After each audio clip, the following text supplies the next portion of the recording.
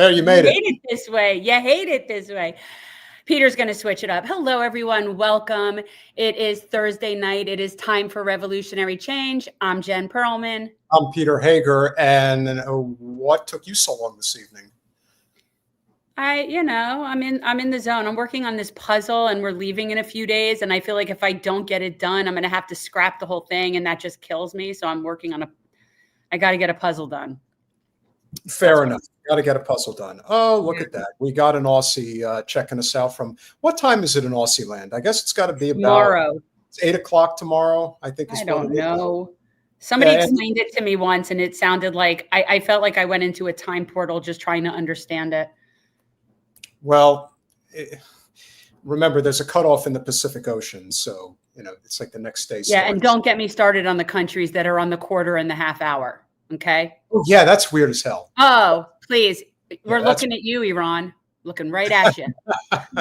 No wonder they want to destroy that country. That's the secret. See, the real reason they want to get into Iran and destroy them is because they screwed up the entire meridian timeline. If it were just them, I would almost agree with the premise, but there's a few wonky places that just make it so that there's not just 24 time zones, right? Like you would think there were 24 time zones, and there might be 24 time zones, but there is some weird stuff out there in the time zone world.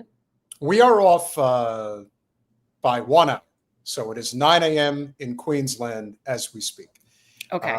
The one thing that we've noticed since our channel has taken off is that we have a very large international flavor. We are closing in on 88,000 subscribers. We are currently at 87,841. So depending on how big the audience gets this evening, maybe we might actually have the chance to get to 88 miles per hour and break the time barrier. Although I don't know if we technically break it until we get to 88888. So who knows? We'll see. I don't know why. What's with that? What's the 8s? 88 miles an hour? Well, Back to the Future reference. But that was just 88 miles an hour. That's so you think true, we have to get to 88,000 subs? Is that it? It's something very special about that number. So okay, you guys are enjoying. Well, it's the year I graduated, class of 88. It's the same upside down and right side up, like 11. It's one of 88. those. 88 was also the first presidential election that I can recall. I actually, honestly, I know you think because I was only 5 at the time that I don't recall. Trust me, it was a very big part of my upbringing. 5 years old was the first year that I got a president's book. It was Dukakis versus Bush, although I don't really remember.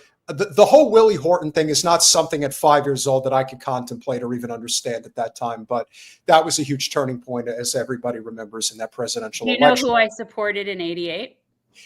Jesse Jackson? No, because in 88, Joe Biden? What? I'm joking. I said Joe Biden. God, no. Did you support Joe Biden? No, it was a Republican. This was my Alex P. Keaton phase or my Ayn Rand phase or whatever you want to call it. So no, I was supporting Bob Dole. Bob Dole. Yes, I was. And I wasn't like really involved or anything. So it wasn't like I put in any effort in that regard, but that was, that was where I was at. Yeah, I know. It's crazy. So we have been saying for a while, and we're going to talk at greater length regarding Zohran's, we'll say, not so surprising moves. Because again, we always said with a grain of salt, he will definitely be better than status quo. I'm surprised that one never took. That's a good one. Take off. Well, obviously, he won't be sexually harassing women and threatening and bullying people. And yes, I do believe in every way in terms of wanting that you would work with somebody that he's 1,000% better than Cuomo. 1,000%. Yes. But as far as policy, who knows? What we do know is that on the one hand, I would say that the more prominent story, which we'll talk about with Jacob, is the fact that he is retaining, again, the one thing we should really do with these Nepo babies, these very wealthy Nepo babies, is just refer to them as their parents' daughter or son, because that's what they are. You know, very much so in the case of Jessica Tisch is Steve Tisch's daughter. And that's how it occurred. And we will get into it later because that's the bigger story here. I'm not surprised regarding the playing of the politics issue here, but that one has a layer to it because of AOC's involvement. The real issue here is that if you're going to retain Jessica Tisch, you're going down a very questionable path because this is not just somebody who is fully on board with the genocide. This is also somebody whose own family spent millions of dollars to unseat you. So how you think, again, this isn't Michael, you're not Michael Corleone, because you're not going to run things like you're going to cut people's heads off if they get out of line. You think that there's a way to bridge this divide. With certain people, there is no bridging of the divide.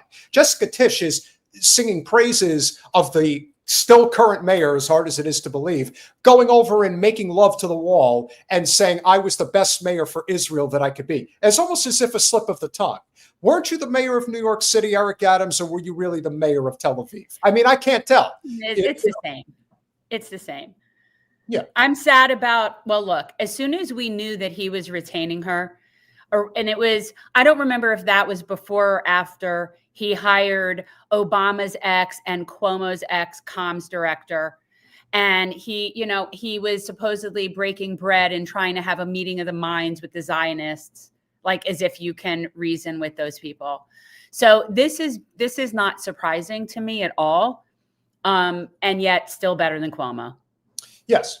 And it is better than Cuomo, but that is, again, therein lies the rub. I don't know how far he thinks he's going to get while trying to deal with people who will never, ever be on your side. And not only will they not be on your side, but the more the Zio state continues to fall apart, the more it becomes evident that they are going to come after you with everything they have, because that's all they've got. Political pressure, money. Yeah, but doesn't that then beg the question? So he knows that, right? So then you have to wonder, if, I don't know, is it like Bernie almost, right? Or AOC, I hate to say it, but, there was never really there.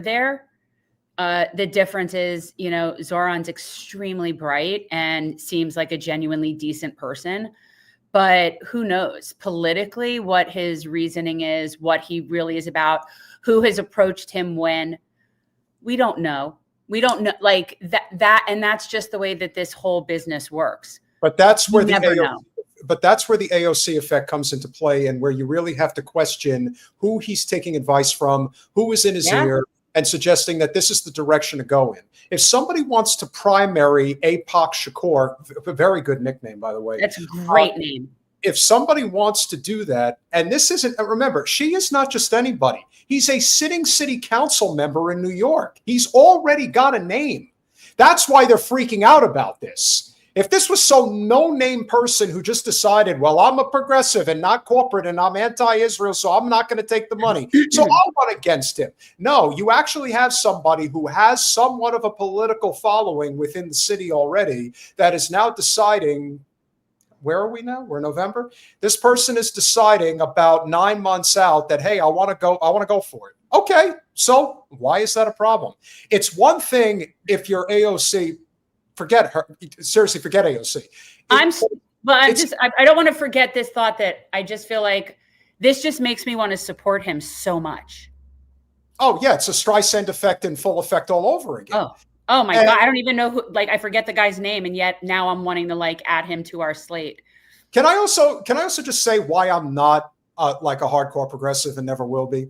I am a hardcore populist, but I will never be a hardcore progressive because I hear the DSA people already bitching about this guy, apparently only joining the DSA like a year ago. Okay, so once again, how long are you supposed to be a part of the DSA before you're an accepted member? Or is it just all political opportunism? The fact that you guys are still attached to the Democratic Party in any capacity, you don't have any leg to stand on.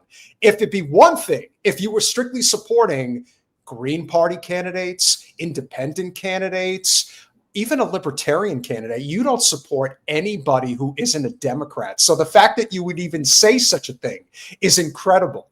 But on top of everything else, Hakeem Jeffries, more than anybody else, is going to work overtime to stop Zohran's agenda. He is considered the most prominent Democrat in the House of Representatives, Nancy Pelosi. But for now, he is holding that title. And so as a result, leave it to our friend of the show, Blakely, to pretty much put everything in perspective here, because I don't trust Alex as far as I can throw her, but I also believe that there is a certain amount of jealousy on her part when it comes to Zohran. Oh, yes. Does not want him hogging the spotlight. No, she's smart enough to see that he's a lot smarter and more capable than she is. She's smart enough to see that. Let's hear what Blakely has to say. Right here is why I did not fuck with her and Bernie Sanders' Fight the Oligarchy tour that happened recently when everybody else was fawning all over it. Because it's very easy to say, fight the oligarchy, stand up to the establishment, when it's vague and faceless and nameless. But then when somebody takes your advice and says, you know, I'm going to primary the guy who is completely funded and controlled by Wall Street and AIPAC, you go, oh, did I say fight the oligarchy? I didn't mean ours. Similar to what Bernie said when he was asked about Chuck Schumer's disastrous handling of the government shutdown. He's like, well, I'm not going to call for him to step down, but make sure you stand up to the establishment. Okay, so you guys want to tell people to stand up to the establishment, but then when they do in your own party, you're like, what? You didn't mean like that. Which is Exactly. We're bringing the ruckus, right, Alex? You're bringing the ruckus. You know, I've pointed out, as you have, that if you really want to know the difference between AOC and her GOP equivalent MTG, Marjorie at least actually brings policy to the floor and is actually willing to buck her own estate. She's willing to buck the president of the United States who rules with an iron fist. You won't even buck the minority leader of your own party in your own city. And it's not even a question of going up against him. It would be one thing if she just decided that, look, Godspeed to she, we're not getting involved. If somebody wants to primary Jeffries, that's their business. I'm not getting involved, but best of luck to him. Have at it. Instead, she says, you really shouldn't be doing that. Who in the F would say such a thing unless they're a company person or wants to be a company person? You know, Zaina really said it best. Everyone helped AOC get onto the ladder. And then as soon as she had her footing on it, she pulled the ladder up and made sure nobody else could get on. Well, that's the thing. Like, you're saying it in terms of, like, I just want people to realize how far the Overton window has shifted. So you're saying it like, you know, she should have at least just stayed out of it. Like, that's at a bare minimum, right? Like what you would expect her to stay out of it. When in fact, this is the same person who was bringing the ruckus. So you would think in theory that she would be about that. But the truth is she's not, and she hasn't been in a long time, if ever. I think maybe her first week there, she was like bringing the ruckus. And ever since then, she's fallen in line and is thinking of her own political career so obviously and is not doing anything for anybody. She's just a grifter at this point. So, you know, it's quite unfortunate, but she's going to try to attach herself to Mamdani's coattails for sure. Well, it's not even that she's just attaching herself to Mamdani's coattails. The only thing I'm thinking to myself is, what good does this do? I haven't heard a single word regarding whether or not Jeffries, at the threat of a primary gun, if you will, is going to say, listen, don't support the primary challenger, and I'm going to make sure that you get your government-run individual grocery store in each of the 5 boroughs. Like, that's going to be my job. I'm going to make sure that that happens.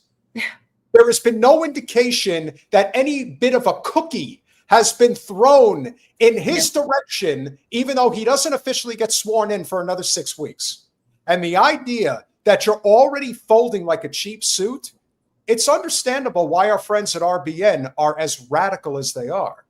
because they talk up Shama, and knowing that Shama would never cave like this. No. In fact, she would be looking to gain even more influence in a positive light if she were able to win the congressional seat. Whereas in this case, what are you capitulating to?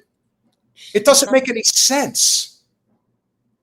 I mean, Hakeem Jeffries is, there's so many things I want to say, but I'm not able to properly. You want Mo to say it for you, basically. I don't want to say it. I'm not saying anything. I'm just saying that he's there by the grace of Nancy Pelosi. He was put there as a DEI, if you want to be like, he's an ultimate DEI hire type of person sitting there for Team Blue. And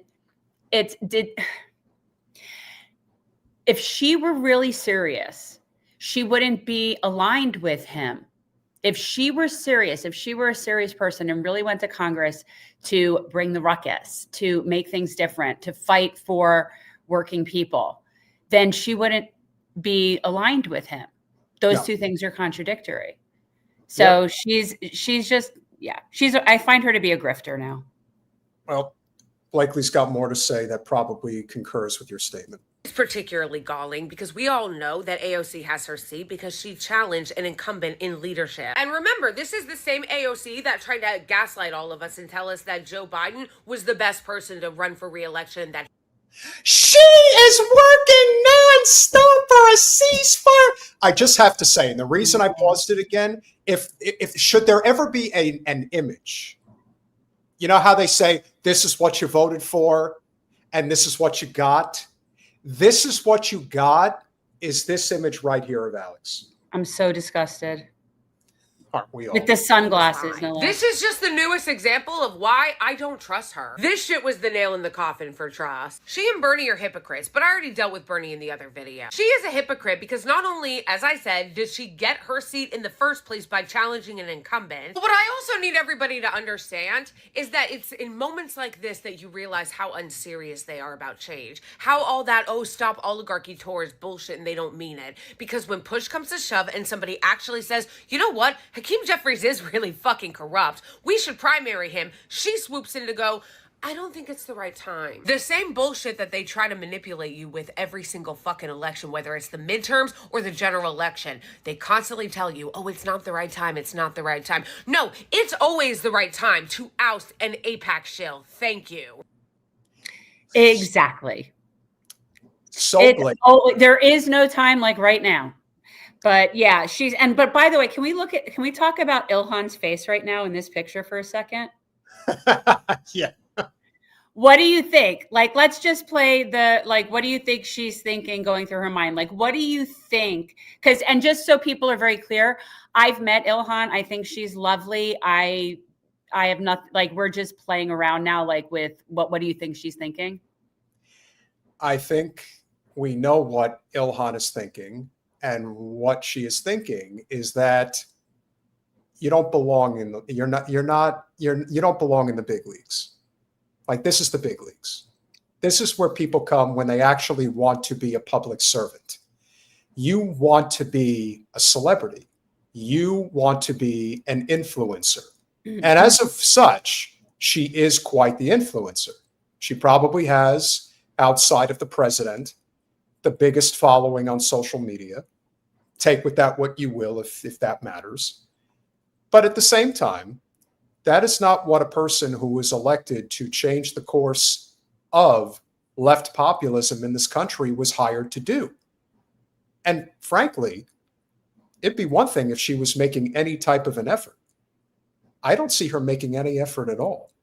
In fact, I think that she is now prominently in a position where she is actively working against us. To that end, I say, Alex, why not become an insider trader of the highest order and become wealthy? Like, what are you waiting for? Well, that's what I was saying in terms of, okay, why not take AIPAC money? You're voting to give money to Israel anyway.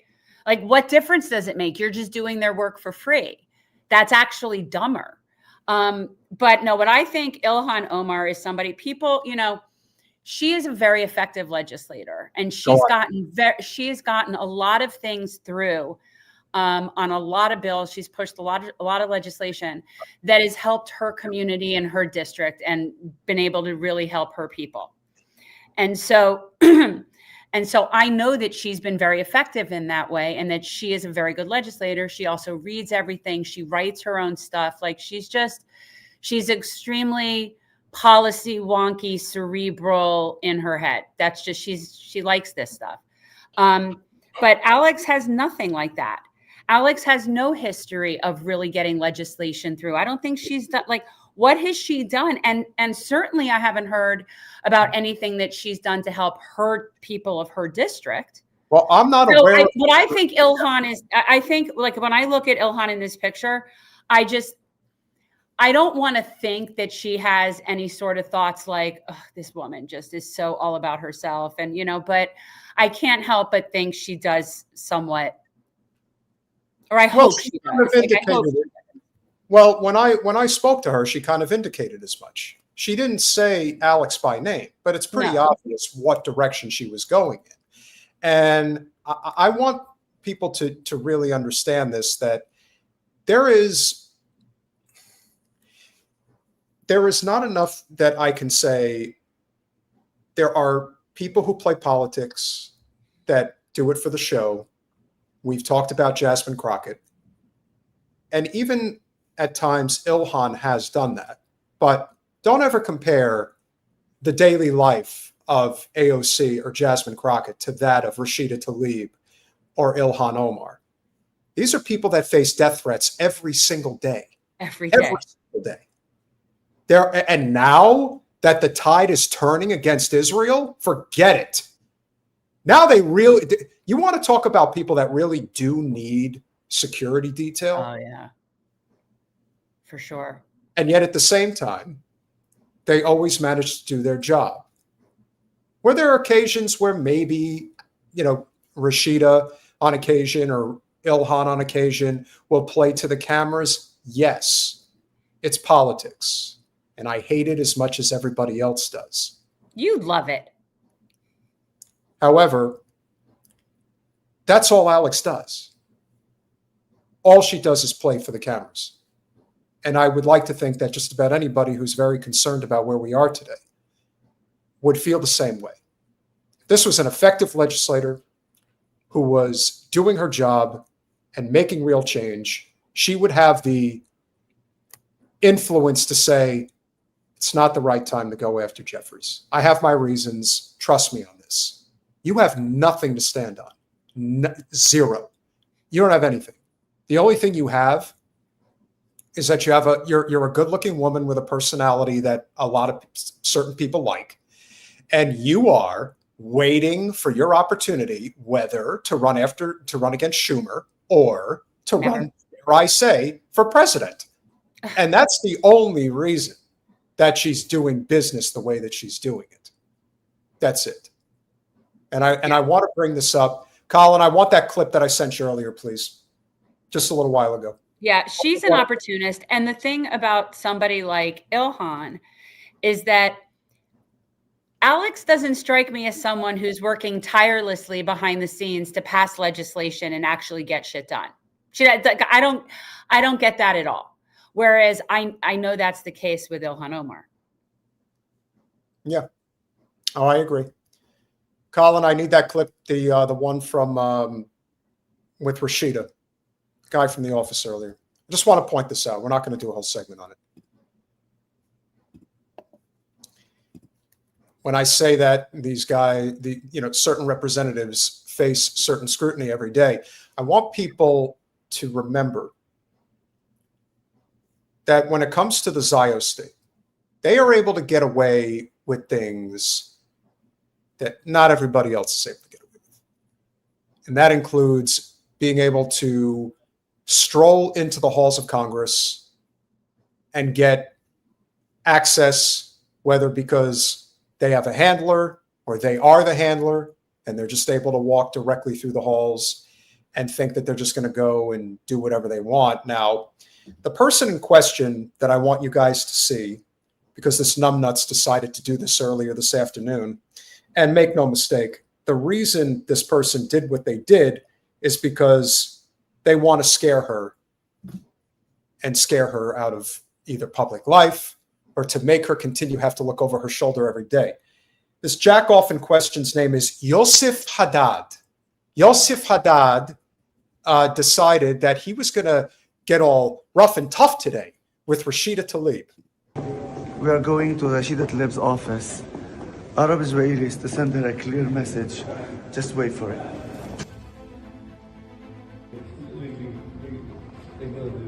We send a clear message to Rashida Tlaib. Everybody, don't support terrorism. Fuck Hamas. فهمتي؟ ولا أهون منها. Oh my God. He's tough, Jen. Yeah. He's real tough.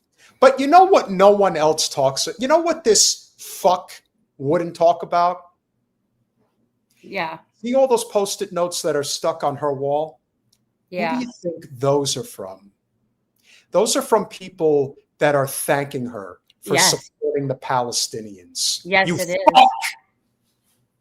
You spineless little fuck. I would dare this piece of cock-sucking shit to even look at me the wrong way if I was walking in the same hall. You see, you'll do this to women. You'll do this to children. Exactly. But you won't do it to other men. Other men that are the same size as you. Exactly. Fucking Because pussy. you know what's interesting? They don't even do it against the male representatives that do vote in alignment with Rashida Tlaib on the things that they have. Like there have been men that have voted that way, you know, so they don't go after them. They only go after the women. Wearing that stupid ribbon. They've ruined the yellow ribbon. Who is not wearing the ribbon? Well, maybe we have to show them how to wear the ribbon. You know, you could, I told you, you could technically have episodes of the show without him actually being on screen. It doesn't matter. It's ruined. It's ruined. And speaking of which, we're going to have to address the Festivus thing. Let this continue. Well, that's it. It's just a quick video of him going up there, Okay. basically making a threatening video. Everybody responded, and I mean everybody, was like, is this guy trying to threaten her? Yes, of course he is. What do you think he's doing? Make it go away. Fucking bastards. Yeah. But that's what we're dealing with. You know, we're dealing with these animal-like people that do not deserve to be treated as anything other than what they are. They do. Yeah. And I want people to be very well aware of that. And so, with that being said, I know that there is an important component here that links both BRICS to what is going on with Venezuela. Now, Ryan Grimm is a friend of the show. We would both agree that between him and Max Blumenthal, they're pretty much the two best journalists.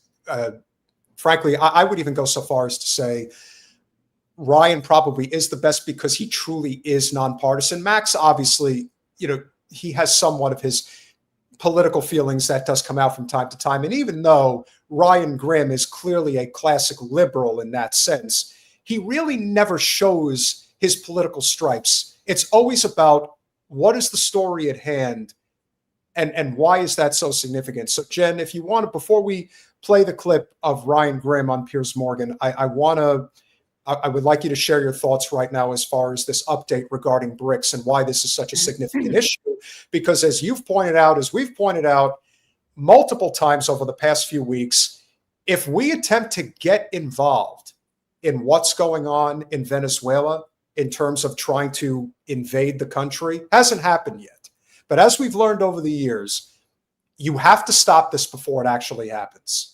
If they invade Venezuela, there is no going back. But if you invade Venezuela, you've now got China that has made it very clear that we will back Venezuela if you choose to do this. And to me, so will Russia via proxies in Venezuela. So will Russia.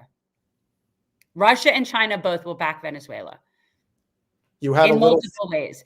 But as far as what's going on with BRICS, so we are all very kept in the dark about BRICS, specifically in this country. I mean, I don't know what it's like over in other places that are not in our little Truman bubble, but BRICS has now reached the point where they are trading in Chinese currency amongst 185 countries. That's big.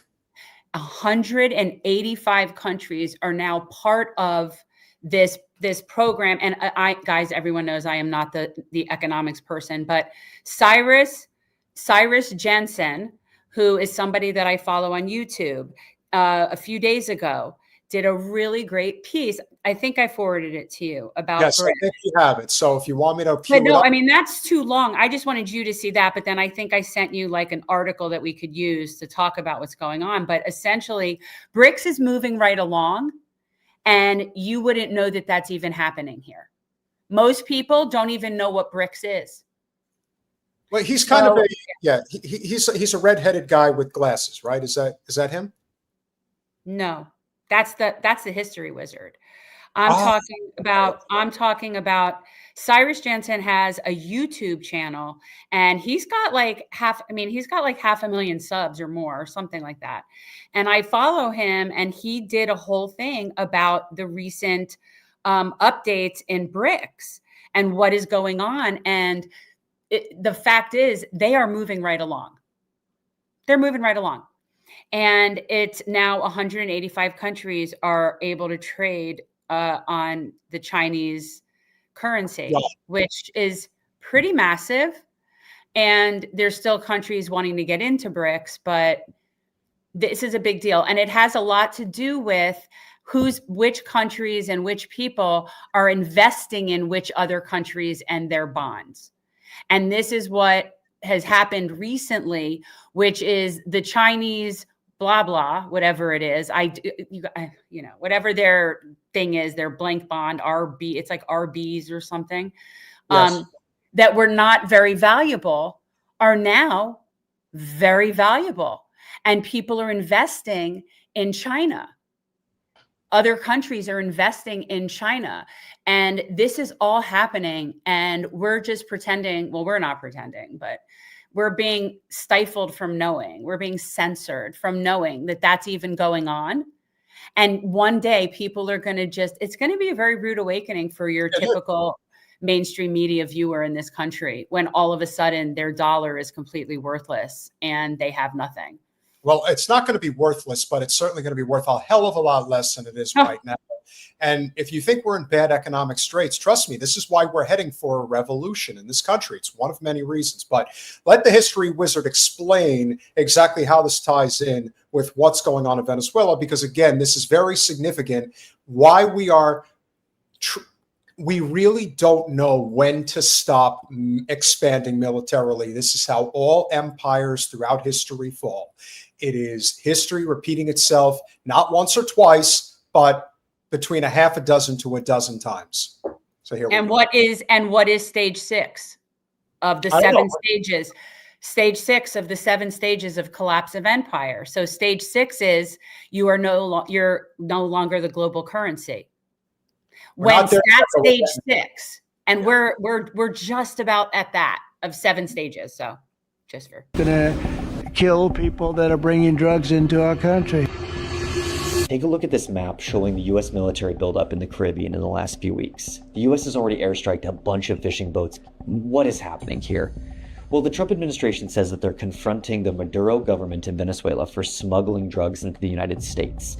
The only problem is Venezuela doesn't account for much of the drugs coming to the U.S. So why do this? To understand the real reasons behind this, I want to take you back to a private meeting that happened in Washington last month, where the World Bank, the International Monetary Fund, Barclays, and a bunch of hedge funds and investment firms had a meeting with Venezuelan opposition leader Maria Corina Machado. On the agenda, investment opportunities in Venezuela after Nicolas Maduro is removed from power. I mean, they're not even trying anymore. no. That's what you have to understand. They're No. not even trying. You know where the drug trading goes on in South America, right? It's not Venezuela to the person who just doesn't know any difference of one country to the other on the map. It's actually Colombia. And just remember, they could stop this at any time. Anyone who knows anything about the way things work in the United States, drug smuggling would not exist if it wasn't so damn profitable.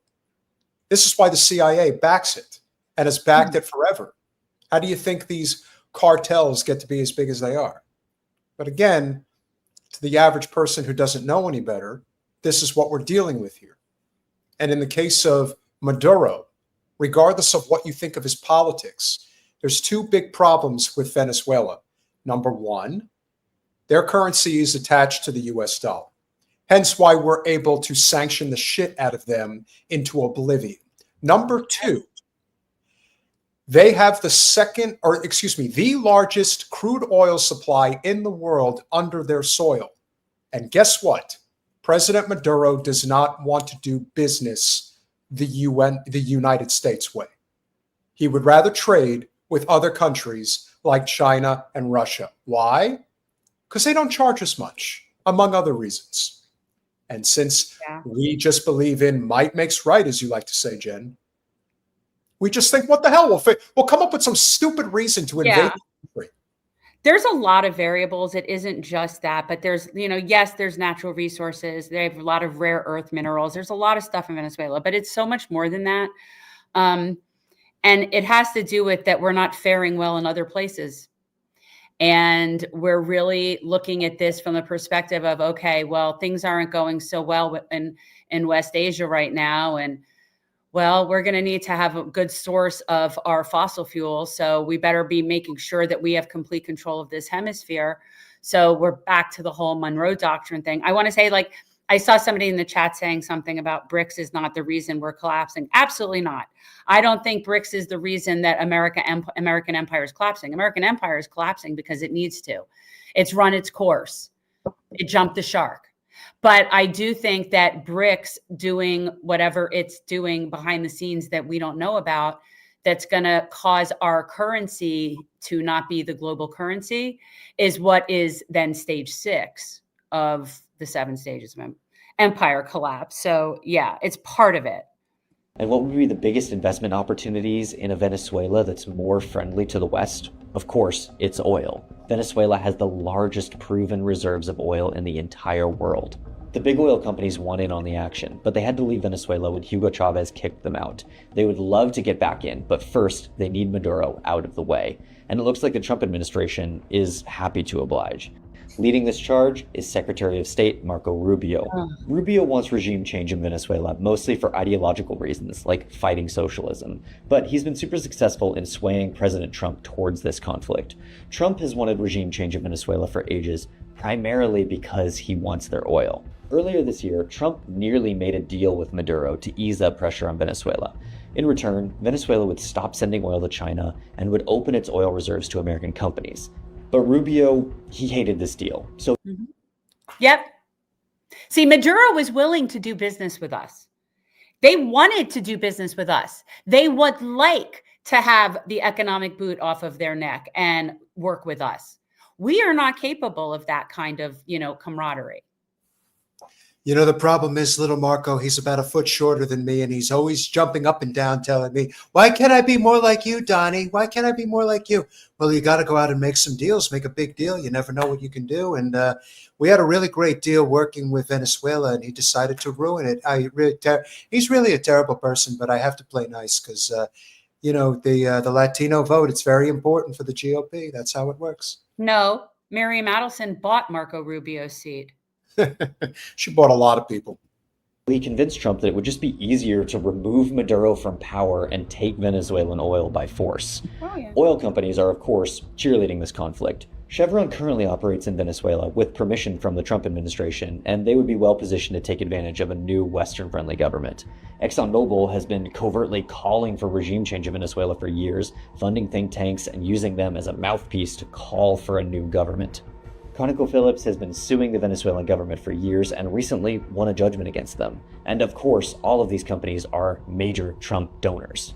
So needless to say, the vultures are circling and they're hoping for a kill. Watching all of this happen, I can't help but remember the Iraq War. An American president bent on regime change sells the conflict to the American people, claiming that a foreign government is an imminent criminal threat to the American way of life. Meanwhile, the true motivations are much more basic: capturing resources that benefit American corporations. In early 2001, the Bush administration and Dick Cheney were already holding meetings at the White House with oil companies. The topic of discussion? Investment opportunities in a post-Saddam Hussein Iraq. There's still time to turn this around, but with Congress refusing to act as a check on the president, it's really hard to see who's going to stand in his way. Yeah. I didn't know this. I didn't send you this. I thought the guy you were talking about was the history wizard before. The guy who has like the shaved head and the green and the painted nails. Well, it's always good to get a video from a more perfect union. And, just remember, I took down Saddam and I went to Afghanistan and I kicked some tail. You know what I mean? By the way, before we move on, I just want to say that today was Dick Cheney's funeral. And did you see, Jen? Were you paying attention? Who was at the funeral today? Did you bother to take a look at who showed up for my vice president's funeral? Did you see who was there? No, but I knew I know why I feel the need to summon a coven. Rachel Maddow showed up, and so did James Carville, and a few other prominent people. That's true bipartisanship. You got to appreciate that. You know what I'm saying? I'm not engaging with this. With W. Dick Cheney's funeral was today. I am disgusted. The flags that are still flying at half staff, like the whole thing is so disgusting to me. No, the best part about it is watching the shitlibs say that he wasn't as bad as Donald Trump. Mm-hmm. Like, really? Sure. Really? Yeah. Yeah. There's a lot of things that you could say about Donald Trump.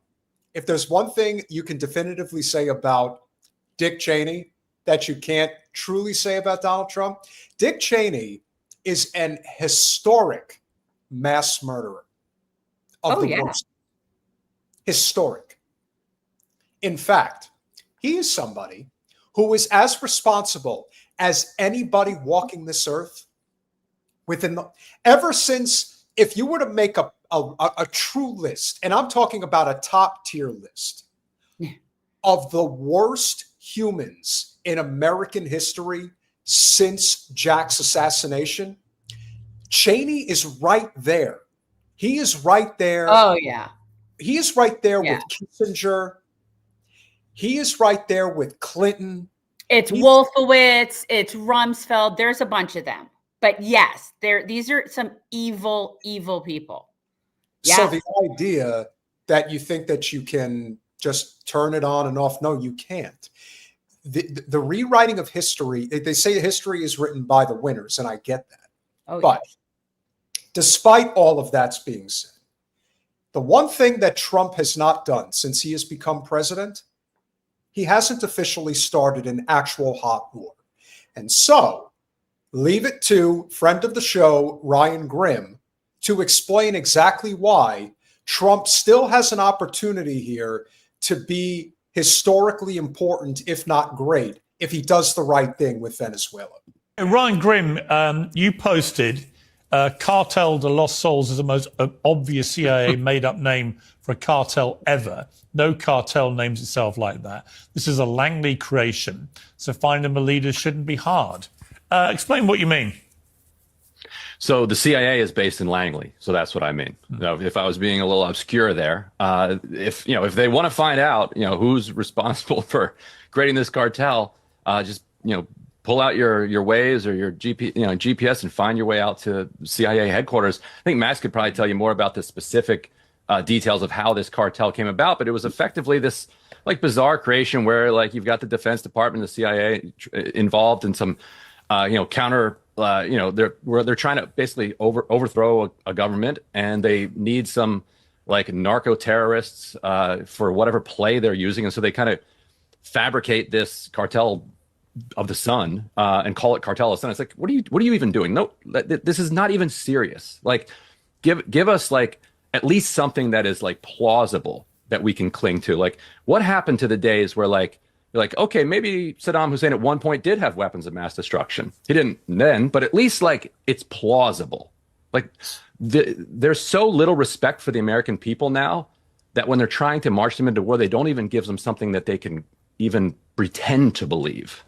So what do you think they really want to do here? Start a war. Well, I think the Rubio wing And I think we need to distinguish between President Trump and Rubio in this case. Rubio. Could we just for a second, there are certain people in politics who deserve their own gravitas, for better or worse, based on their level of influence. There is no such thing as the Rubio wing of anything in politics.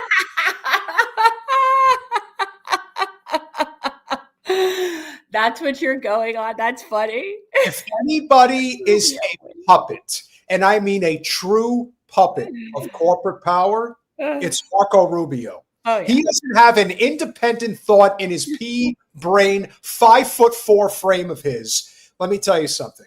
People gave a lot of shit to 5'8" Governor DeSantis walking around in his platforms. You have never seen platforms until you've seen Marco Rubio walk on a stage. Period. Just putting that out there.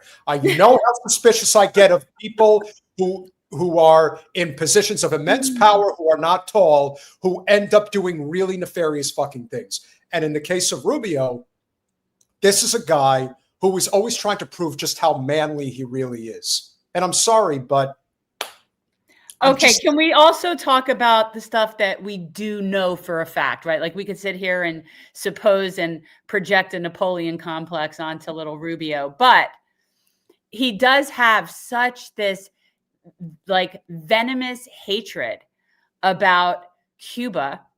And all of this is kind of connected because while we're doing what we're doing in Venezuela, we're also lining up next to Cuba. And there was information out recently about how they are in a particularly vulnerable place right now economically.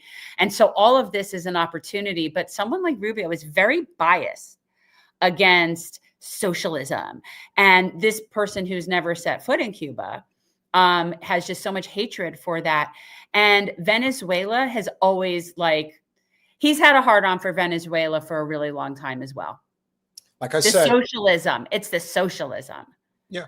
Marco Rubio is very close with Debbie Wasserman Schultz. And I always felt that he was somebody who kind of mirrored Hillary Clinton in terms of the neocon versus neolib, although Hillary Clinton's a neocon and a neolib, so it doesn't matter. Point Right. is, Marco Rubio is basically Hillary Clinton in the GOP in so many respects, as far as what he would do if he truly had the levers of power. He's pretty high up there. Secretary of State's a pretty big position. No two ways. And national security advisor. He's both. Yeah.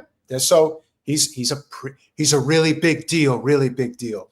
But let's finish out what Ryan has to say and why Trump still has an opportunity to do something of historic significance here if he chooses to go the right direction. Has been boxed out of Ukraine, has been boxed out of Gaza. So he's got his little Caribbean sandbox here.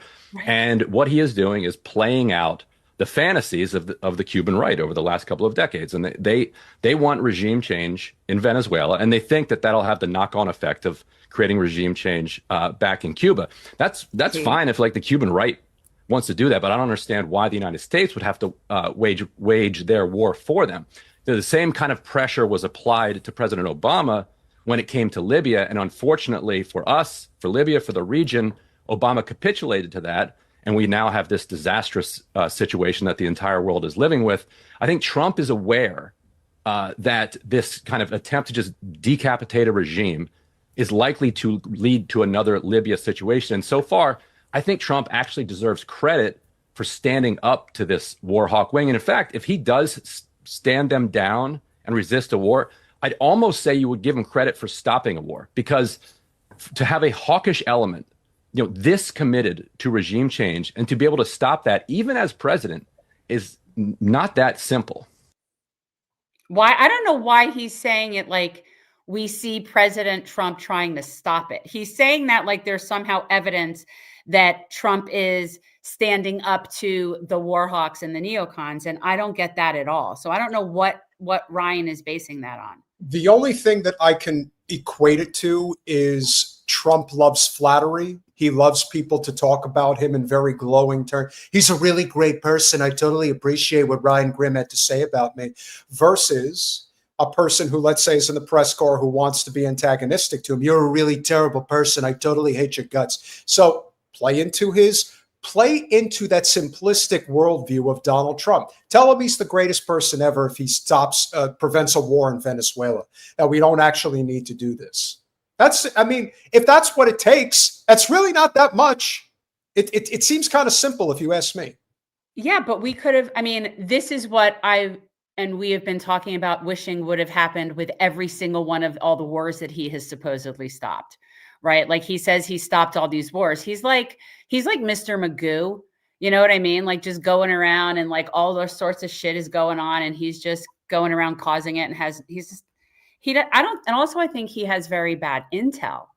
So it's a combination of complete ignorance, an ego that just knows no bounds, and being surrounded by a whole bunch of, sycophants that don't ever tell him his shit stinks. So I think he's doing all sorts of things for what he thinks is his appearance, but I don't think he has a real grasp on what that is. That's fair. We hope for the best. Whatever prevents war, whatever prevents any more war, we are so effing done with it. And here's hoping for the best. Before we bring in our esteemed guest, we hope you are enjoying this conversation so far. Lord knows we may get some super chats that we'll probably want to address over the course of the conversation. So if you are so inclined, please go over to patreon.com/revolutionary change for as little as $5 a month. You can become a supporter of our small but mighty and growing channel. Jen, you mentioned that we did have some new patrons. We do actually, you know what? I might have one that I have to put in right now. There are some new patrons that are sliding by, but I couldn't tell you now who they are, but their names are there. Actually, I have one new person that I need to add. And hold on, I'll tell you who it is and we could add them. Okay. Carl Timothy Wallace is a $5 member. So there you go. Carl Timothy Wallace. Mm-hmm. Thank you. Carl, thank you very much. Carl Timothy Wallace. We keep going at this pace. We're not there just yet, but I got to tell you, we're not that far away from possibly not having enough room on the slide. That's very okay. That'll be fun. Yes, that'll be fun. Then we'll have to come up with a different way. We'll come up with a different mechanism. And of course, we do have some new YouTube members. A big shout out to Charles Rogers becoming a YouTube member. Thank you very, very much. Najib to Montreal, a place that I have not visited yet, but would like to get to. Thank you for becoming a YouTube member as well. Much appreciated. And of course, Boston. I don't root for your sports teams, but I do like your city quite a bit. Thank you for becoming a YouTube member.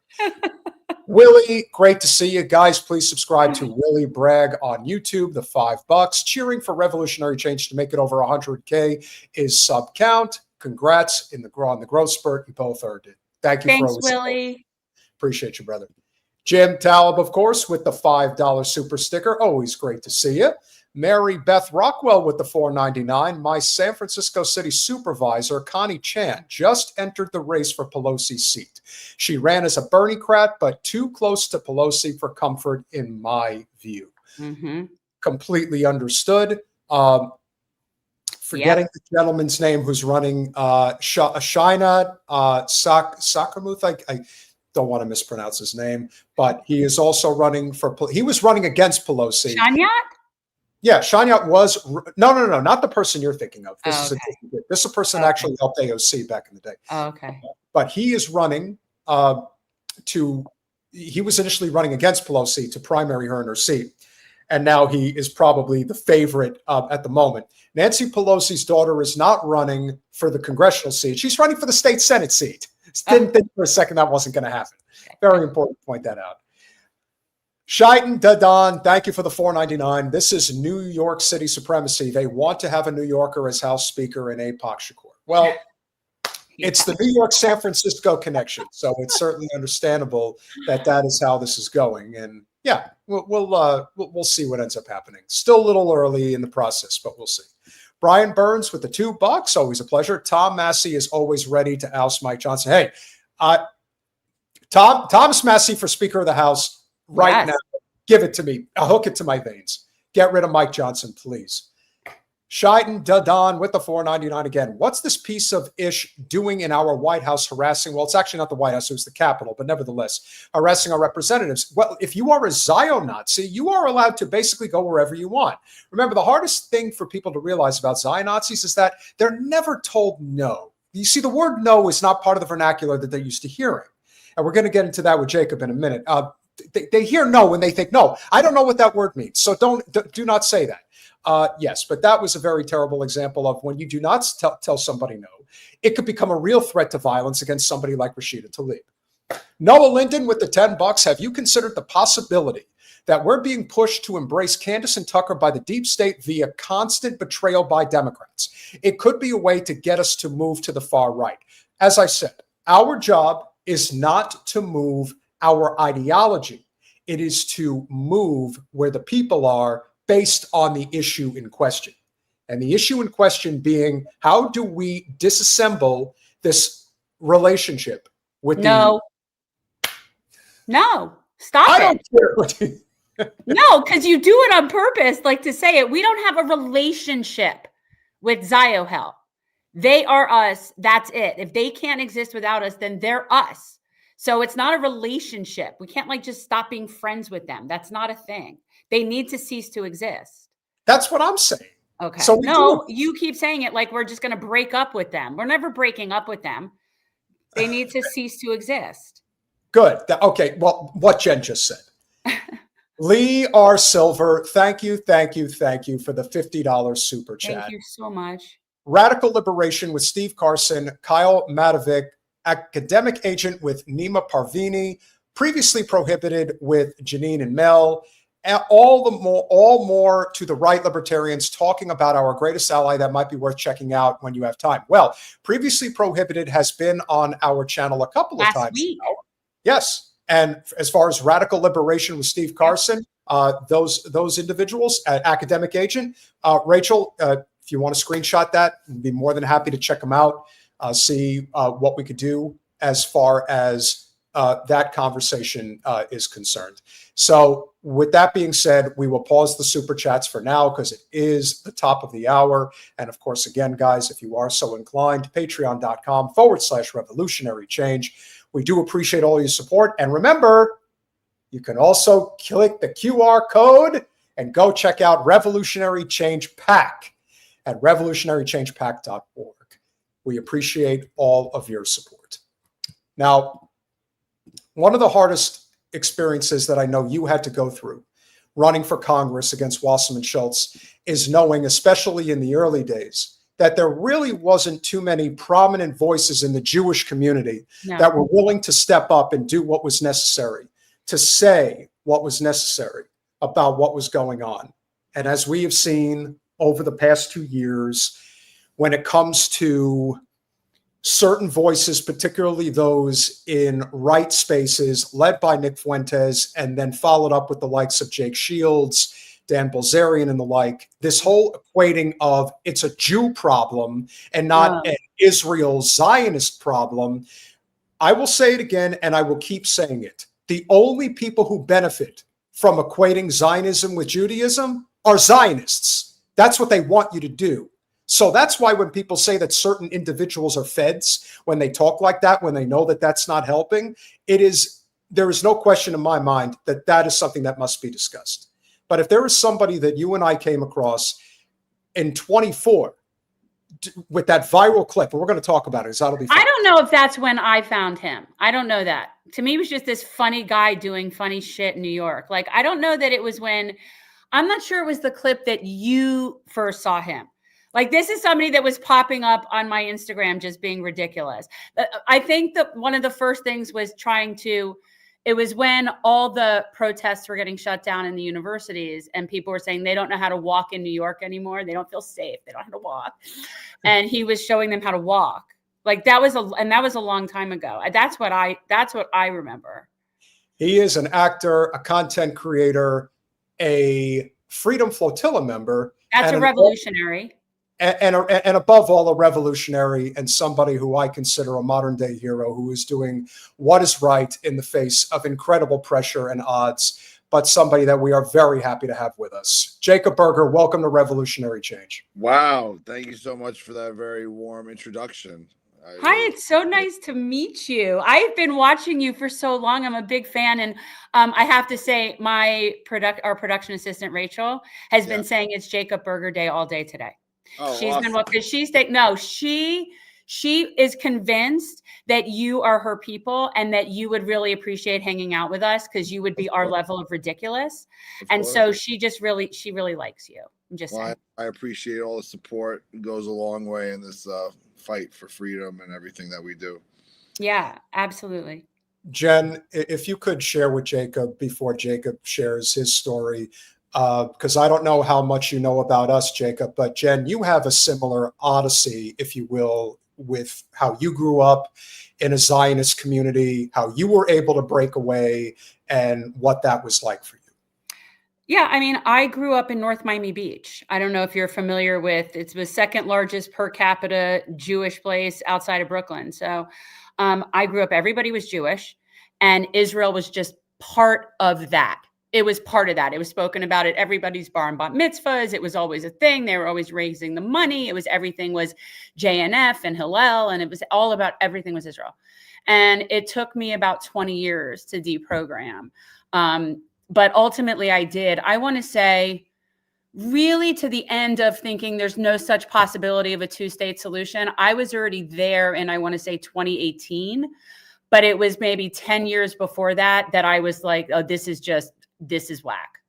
So I'm just curious, like, what was your sort of evolution on that? Yeah, well, I mean, like you, I'm from the Bronx in New York City, from a very Jewish neighborhood. I think there's 4 or 5 synagogues in the vicinity of my neighborhood. And, I had typical American Jewish upbringing, going to Hebrew school, growing up. My grandfather was actually a very well-known rabbi in Chicago. And I did birthright, obviously, as most, how can American Jews say no to a free trip, and at that point you don't really know much because, like you said, growing up and going to Hebrew school, you're taught, we're the chosen people, and there's land without people for people, and you're not taught about things like the Nakba and the history of Palestine and all those sorts of things that come into play. So before I actually became a content creator actor, I was a social worker. So I've always been motivated by social justice issues and spoken out against things like racism and white privilege and things of that nature. So, Palestine and Israel was always something I knew what was going on, but I probably didn't go as hard at it as I should have until October 7th happened. And, when that day happened, I made a story post saying, like, hey guys, like, let's keep in mind, like, yeah, this sucks, like, but this happens because you've been oppressing people for 70 plus years and unaliving them and just doing the absolute worst. Like, what do you expect? And I was just immediately attacked by people in my community, my friends, my family. They're like, telling me like, oh, you're a terrorist supporter and this, that, and the third. But I knew what needed to be said. I already had a platform. I had gotten pretty well known on the internet for my police officer character that I played in comedy skits. And I just saw, like, I was just very motivated to step up and use my platform for this very important cause, because it brings me great shame as a Jewish person to see how Zionists and Israel have hijacked our identity and made it where, like, before October 7th, like, I remember when I would meet someone who's Jewish, I'd be like, oh, like, that's amazing. Like, we have this common cultural, like, experience and everything like that. But now when I meet a fellow Jewish person, my first question is, are they a Zionist? Like, where do they stand? And it just sucks that, like, this is where we're at now. So we have to speak up and use our Jewish privilege to be at the forefront of this fight to liberate Palestine. So I didn't realize that the cop thing was a character. And I've seen until just now when you said that. So I had seen different things where I was wondering, and I know that you're an actor, and then I see different things and I'm like, is he also in law enforcement? But that doesn't seem right. Like, why would he be with the popo? Like, that's well, I bought a uniform when I first started acting. Like, they were like, oh, because I'm union. So they'd be like, oh, if you get a police uniform, they'll pay you an extra $36 a day. And, like, New York has all these shows like Law and Order, Blue Bloods, all this stuff. So right. I started doing that as like a side hustle while I focused on getting speaking roles and things like that. And then I just started making content with the uniform, and it really took off and like put me on the map and opened up like some doors that I never imagined possible for my career in TV and film and show business in general. Okay, but you are in fact not law enforcement. No. That's one of my biggest videos. That was this for the kitty cat challenge. Well, I'll use friendly words here, but it was about everything you do for the kitty cat or the glizzy, so to speak. And I did mine as a police officer character, and that went like mega viral, like changed my life overnight. And you know, it was really a wonderful thing. The way I didn't plan on becoming a social media sensation, but it just happened that way. And you know, now we're here. No, it's awesome. You were a social worker. That's amazing. Like that's real. Like that. It speaks me more as what you chose to do versus what sort of you fell into. Yeah, I mean, I mean, in a weird way, I've kind of come full circle in the way that, because, you know, last year I moved out to Egypt to be out there full time to help out people from Palestine that are displaced, and also send aid trucks. So in a weird way, it's like I'm getting back to doing social work because I'm dealing with NGOs and dealing with people that are traumatized and things like that. So definitely having that toolbox of training that I had years ago. Unfortunately, I did go to Columbia University, where obviously all the protests and everything happened. So I was a little ashamed about that. But yeah, the social work definitely influences sort of why I'm so outspoken. Yeah. You've seen how things have changed in some respects over the last 2 years. Obviously, it's still really bad, but do you see that we've turned a corner, so to speak, with what's going on? I think that the level of awareness and just the full-on rejection of Israel on a very sizable scale right now just seems to be growing by the day. And for all the work that you've put in with so many other amazing people, I think it has to be at least somewhat cathartic knowing that despite what's going on in Gaza right now and the West Bank, that there is some light at the end of the tunnel, possibly. Yeah, I mean, at the end of the day, it's not going to be a big movie ending where like some one event happens and Palestine is free and everything is solved. Like, it's going to take a long time, and we have to be able to like savor and appreciate the small victories that lead up to the larger victory. Because if you get caught up in the everyday grand scheme of things, it's just going to drive you insane. You know, really. Because I've been at times where I've just been like run myself ragged, just because it's so much to take on, seeing so much bloodshed and carnage every day, and it's still happening during a ceasefire. But to answer your question, I mean, I speak to Palestinians every day. They tell me they feel like they're finally being seen in the world. I mean, it's without a doubt we're winning the social media war. That's why Larry Ellison went and bought TikTok. They deleted my TikTok page of 2 million followers right after I got back from the flotilla. Are you shitting me, man? No, I wish I was. I've been marked for death on TikTok. I got my second page that taken down also like a month ago, and I just don't think it's going to work on that platform anymore for me, unfortunately.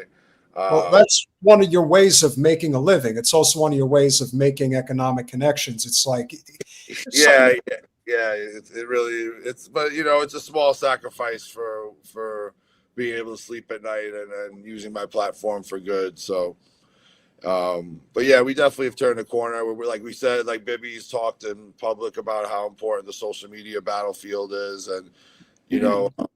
I mean, I'm sure you guys, I just tuned into this episode, but I'm sure you guys might have been talking about that clip of that former Obama aide giving that speech talking about like, oh, like the genocide isn't always bad. We're getting to that. We haven't gotten to that yet, but yes, we will be.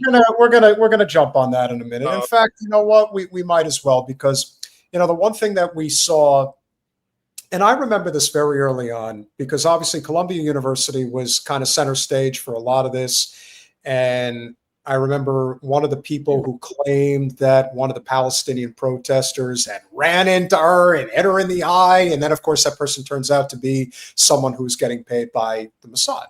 So all of these little connections are all very interesting. But I really think that many people don't understand how deep the rabbit hole truly goes with the Zio state. And we say it all the time.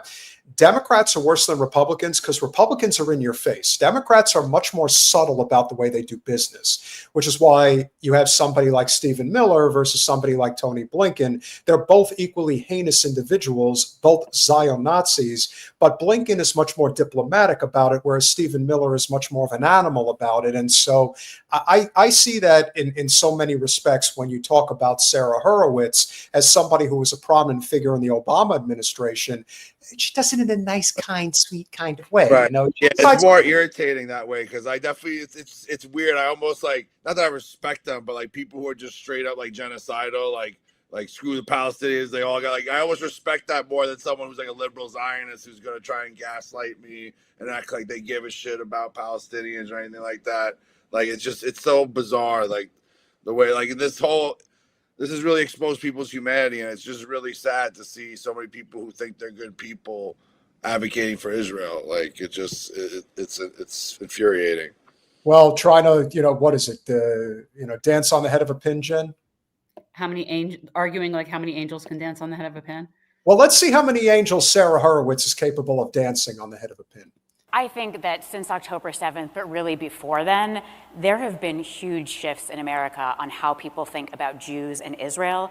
And I think that is especially true of young people. So we are now wrestling with a new, I think, generational divide here. And I think that's particularly true in that social media is now our source of media. And this, it used to be that the media you got in America was American media, and it was pretty mainstream. It generally didn't express extreme anti-Israel views. You had to go to a pretty weird bookstore to find global media and fringe media. But today, we have social media, which is a global medium, right? Its algorithms are shaped by billions of people worldwide who don't really love Jews. And so why don't you two tackle this one? Because they're still doing it. They are still equating Israel and Zionism with Jews. And let's be honest, you're in New York, you're Jewish. Do you feel safe? Yeah. Jacob, are you safe? Safe. I feel safer out in Egypt than I do out here in New York as an anti-Zionist Jew. I'm more welcome in a Muslim country than I am on the Upper East Side out here. Yeah. But yeah, no, it's just insane. I mean, it's just pathetic. Like at this point, two years and change, and after October 7th, they're still trying to pass this. Like, oh, you hate us because we're Jews. Like, does anyone actually believe that? Like, other than themselves? Like, I don't think anyone actually believes that anymore. No, in fact, I think even the people like your Nick Fuentes and those people, they don't even really know why they would hate Jews. It's like they don't even understand it either. It's like you've just been hearing it or whatever. But I do think a large majority of it is because of Ziohel. And that is what we're dealing with now. Now, historically, Jews have had a lot of issues in the past. I mean, my great-grandparents fled Russia from pogroms at the turn of the last century, and that was real, like that happened. But now it seems so fabricated that it's like, I don't know where it is real anymore because they fabricate so many anti-Semitic things so as to justify their shit. It's the way, like a very common thing I hear every day on the internet is people call me a capo. And I'm like, for those of people that don't know, a capo are the Jews that helped the Nazis during World War II run the camps and helped walk them into the gas chambers. And I'm like, you're so unserious right now. You think me saying free Palestine and asking Israel to stop blowing up kids is the same? Like that, it just shows their victim mentality that they have. They think that like we're in Nazi Germany and that it's the same situation. Like, and they say it with a straight face, and that's why I don't really debate with Zionists because it's a bad faith argument to have with that type of person. My energy's better spent elsewhere. Yeah, and the truth, when they say that, I've been called a capo too. It's hilarious. I'm saying, no, what you're thinking of are like who you think you're equating. Like the people who we're aligned with are the Germans that were hiding the Jews from the Nazis. That's that would be the equivalent wherein we are not liking what our people are doing in our name. And so we are doing the opposite. So it's actually not the capos, but they're so stupid that they don't even know what that is. Right. Yeah. And in her case, there is a certain level of course, as you know, in New York. And again, I'm from Jersey. I've been in You know, New York is a big part of my upbringing. I know all about the 92nd Y and how that's basically like a mainstay in the city for the Zionist cause and the events that they have there. This is probably where this took place. So much of it is based on class. And I really wish people would understand that so much of Zionism is an elite colonial supremacist ideology. The workaday Jews, like you said, Jen, your poppy was a mailman. My poppy was a mailman. You know, it's like you forget that there are people that are just everyday people who happen to be a Berger or a Mouskowitz or a Goldman, and they're not these Zionist nut jobs. They're just everyday New Yorkers, but yet people like Hurwitz want you to believe that everyone thinks like she does. Why? Because it benefits her career. And she is willing to let hundreds of thousands, if not millions of innocent people, especially children, die for her career. That is a level of sociopathy that I don't know how people live with themselves. Like you said, you did lose your account on TikTok, but you can lay your head down at night knowing that you're doing everything you can for humanity. And Godspeed to you, brother, because there is not enough people out there doing what you're doing. But unfortunately, there's a shitload of people that are ready, willing, and able to take her spot if it ever became available. And that's the part of humanity that drives me nuts.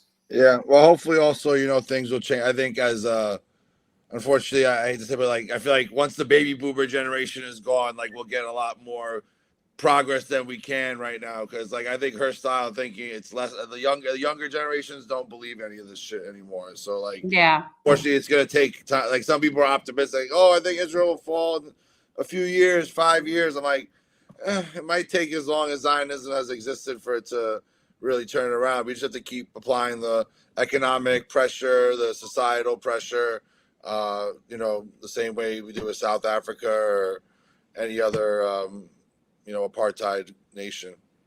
I think it's going to end faster than that. I'm being honest. Their level of acceleration is friend of the show. Inshallah, seriously, as friend of the show Rothbone says, it's like they're going through a speed run, and that is kind of what they're doing because they're just so irritating and unlikable. So that on top of everything else only speeds it up. But Hurwitz has a little bit more to say. So while in the 1990s, you know, a young person probably wasn't going to find Al Jazeera or someone like Nick Fuentes, today those media outlets find them. They find them on their phones. It's also this increasingly post-literate media. Less and less text, more and more videos. So you have TikTok just smashing our young people's brains all day long with video of carnage in Gaza. And this is why so many of us can't have a sane conversation with younger Jews, because anything that we try to say to them, they are hearing it through this wall of carnage. So I want. Okay. Hold on. Like I am losing my mind with this. I just freaking can't.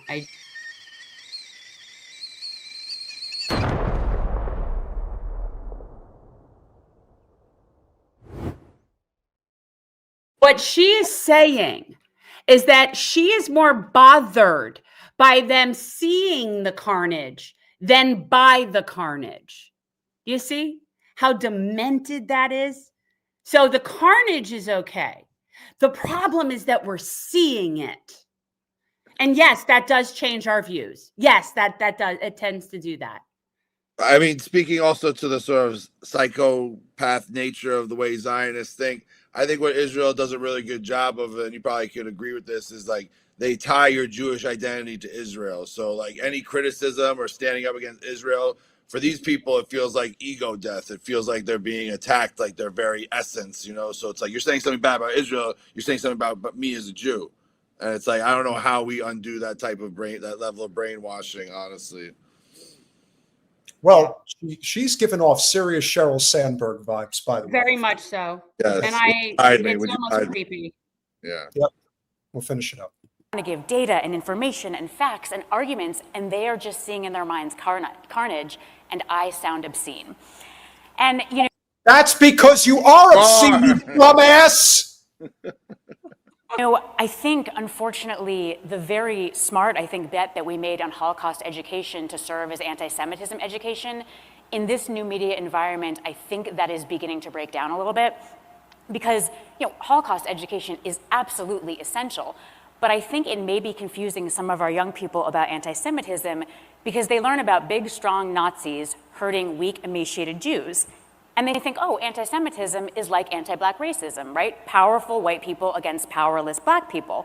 So when on Yes. Yes, actually it is. If we're talking about actual Semites, that's actually exactly what it is. So that's what's so interesting about this. But remember, she thinks she's a Semite. I know. Right. She's very Olive-y, that one. No, Yes. she's very oppressed. Okay. She only has a 2-bedroom apartment on Lexington Avenue, not 3.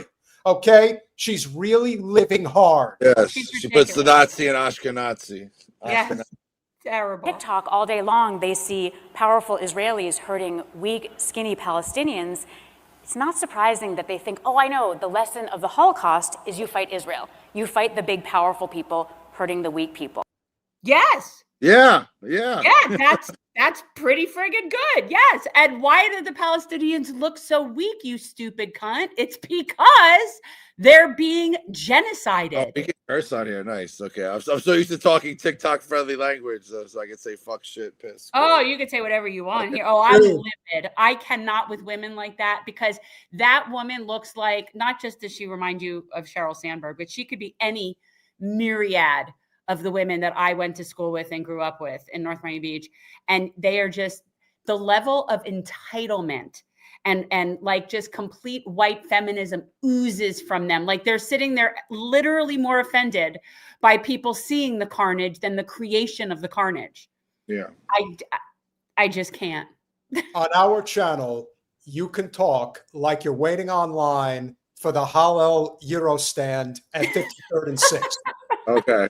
You know what I'm saying? Like, we're just out there. You just maybe came from the Knick game. Maybe they lost. You feeling down. Sounds good. Sounds good. Okay. I'm so used to using Instagram, TikTok friendly language and stuff. So when I come on the show, I forget that. That's why I say something like unalive. I'm just so used to saying it instead of like murder or like some other thing like that. That's how social. Oh, don't get we get demonetized and shit. But so far, we're at least still here. For now. Jacob, can you talk about what it's like amongst the affluent Jewish community in New York in particular, like Sara Hurwitz, that it's like they have to lead with their credentials. They have to let you know that they're very important people, that they went to NYU, they went to Columbia, and they have a doctorate, and I'm part of this law firm, and I'm part of this social club, etc. It's in another component to their love and affinity for Israel is their love and affinity for being part of high society. Like to them, that is, it's like a defining characteristic in so many ways, especially in a place like New York. Yeah, I mean, people are all about, status, and Zionists are very obviously, we're always taught very much like education and succeed in life. So like that's like what's most important to them, no matter what the cost. So one of the things that I very much come to appreciate about you isn't just that you're anti-Zionist. Like, I mean, I feel like that, but I have been watching you really fall in love with a whole other culture that you really didn't know a lot about and get welcomed in. And I can see that you feel very honored in so many instances of being invited in. And I completely understand that because that's how I felt. Like every time I was invited to iftar, every time I just was like, right. I had never spent time around so many Muslims and all different kinds of Muslims, Turkish Muslims, Egyptian Muslims, Palestinian Muslims, like Muslims. And it was like the coolest thing ever. And the only thing that I could say that's remotely negative is that they're kind of square. But like, other than that, it's like, it's been seriously like a blessing to me. Like I feel very fortunate that I've met the people that I've met. And I feel like you do that to the next level by moving to Egypt. Yeah, I mean, I always, the way that the Arab and the Muslim community have embraced me since October 7th has really been something that's really warmed my heart and like really shown me, what true like Arab and Muslim values are. Obviously I'm 40 years old. I grew up in the era of 9/11. We were indoctrinated with, not that I ever had any hatred or ill will towards Muslims, but like a lot of it was a mystery to me. So once I started going to protests and rallies, and then when I moved out to Egypt, it's been quite a learning experience, and just the way people are so welcoming. Like, I can never pay for a bill. Like, anytime we go out to eat, it's always like, you are the special Yehudi. You do not pay. Like, we pay, which is always great. But part of the reason I moved out to Egypt last year was because I went on a humanitarian trip, and I met with people from Gaza who've been displaced and saw how they're living, and, met some children. Like, I met one girl who her leg was badly damaged. Most of her family was killed. And, when you listen to stories of children telling you about watching their mother get shot in the head, or like, being the last surviving member of their family, like, it just did something to my brain chemistry where I was like, you know what? Like, I think I need to be out here for now. Like, I'm privileged in the fact that I earn my living from social media, so I don't need to physically be in America. So let me just move out to Egypt and find NGOs that are doing what they're supposed to be doing, and also breaking through the Hasbra and the propaganda that a white Jewish American can't thrive in a Muslim country. It's been very welcoming, very great.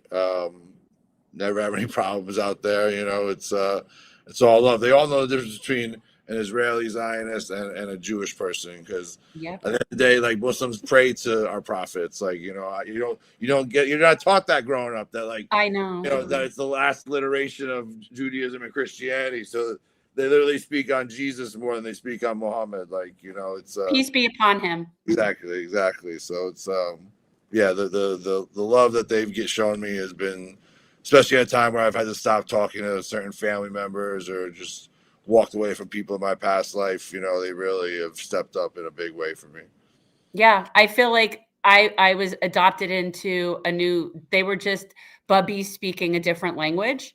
And I would go to these iftars, and it's like these women could not feed me enough, right? And see, you would appreciate this. So we were at one, and this was the one, Peter, outside with the tents that they had at the Palestinian restaurant. And this was a Magluba fest. So they were doing like how you would do a chili cook-off, but with Magluba. So they're all different ones. Right. It was fun. But this lady, she's trying to get me to eat, and I'm like, I don't eat meat. And she's like, come have chicken. And I'm like, this is so great. Like, this was so great. But I always feel like it's so interesting, the amount of hatred and just fear mongering that comes from Judeo-Christian people about Islam and Muslims. And yet the Muslims have nothing but respect for the Jews and the Christians because they see them as part of them. Like, it's so, we're so ignorant. And that's why, like, the Zionists, like, really hate me, because, like, me being so friendly with Arabs and Muslims and going to live out in the Middle East, it breaks through all their Hazra bullshit, because they're like, oh, walk around with your Star David, see what happens. And I'm literally on TikTok live, like, walking around got my Star David here. Sir, do you mind that I'm Yehudi? Like, oh, assalamu alaikum. Oh, okay. And they're just like, because like I just break through their bullshit. I go to Lebanon. I've been to all these places that, like, I'm told all the time it's not safe for Jews. Like, and lo and behold, being fine. I never felt more safe than when we have been and doing things that are mosque adjacent or festivals or whatever activities. Well, that's why, like, if you love him so much, why don't you go to Gaza? I'm like, I tried to go to Gaza. I got kidnapped by Israel. Like, what do you want me to do? Like, you can't use that line. I literally tried to go to Gaza, and Israel wouldn't let me in. Like, Yeah. It's like, what do to you if you go there? I'm like, they'd probably be so appreciative and gracious, and like, what would they do to you? They would do nothing. Again, this goes back to the square part about what I was saying. Like, I never felt more safe as a woman around men that won't even shake my hand, right? Like, we're good. And if you were doing the 100 men versus the bear thing, or would you rather be stuck with a man or with a bear? If the man were Muslim, I'd have to rethink it. Right. But otherwise, always the bear. I will say that, I probably was aware of you. We were probably aware of you before June of 24. I think you know where I'm going with this. This was the moment that obviously brought you to national attention.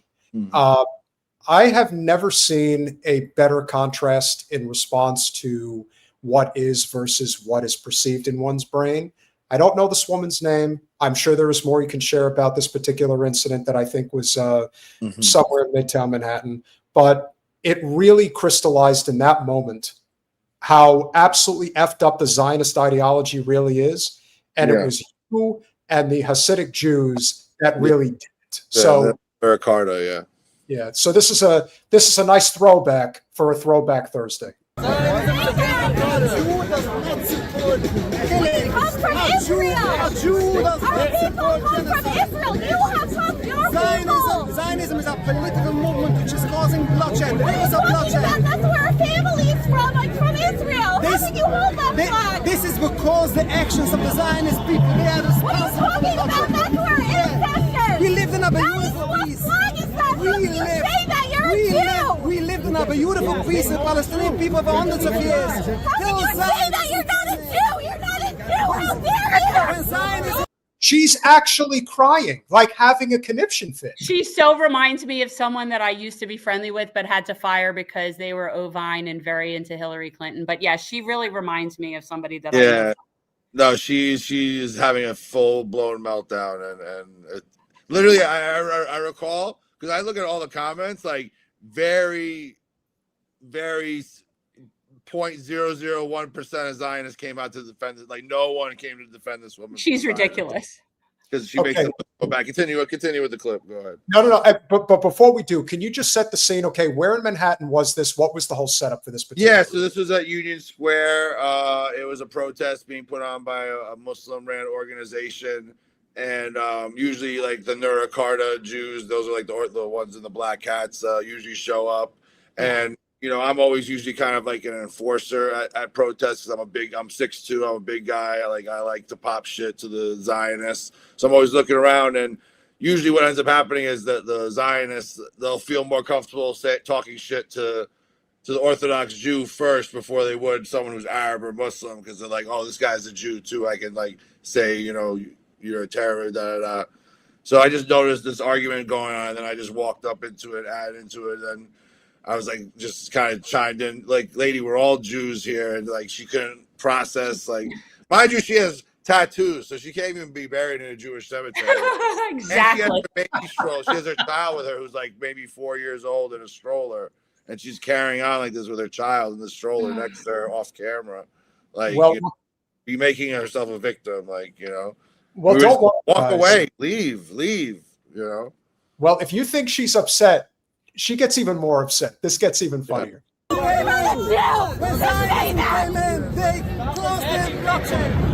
cause rivers of bloodshed. How can you say that you're Jewish? How can you shame your own people? Who is a Jew? We're Jews. This We're all Jews here. He was against Judaism. We're all Jews here. Right? Yeah, so how are they saying that? Because they believe in God. Jewish, I'm standing it. I don't want that. That's our country. And the Talmud says out of our country like that. That is our country. How dare you say that about our own people? What's wrong with you? Yeah, she's trying to grab my phone. Is there anything more Jewish than a bunch of Jews talking over each other? Like, you know, as if the other people aren't there, though. And it's like you've got this very Ashkenazi versus Ashkenazi thing going on. This is like what a deli counter reminds me of. There's like a million people yelling, but somehow you know exactly who you're talking to. It's Katz's, basically. Jake, why did you have to, you know, she was getting along so well, getting in people's faces, and then you had to show up and she had to try to take a smack at you. What did you do? I mean, I knew they were crocodile tears. That's why I started sort of making fun of her, like, boo! Like that. So as soon as I called her out, she threw away the crocodile tears and went for violence, trying to swipe at my phone and grab my phone and everything. And that's what they do. They're violent people. When they don't get their way, like, they're gonna lash out, and they're just very entitled. Like, you know, she came into, no one stopped her.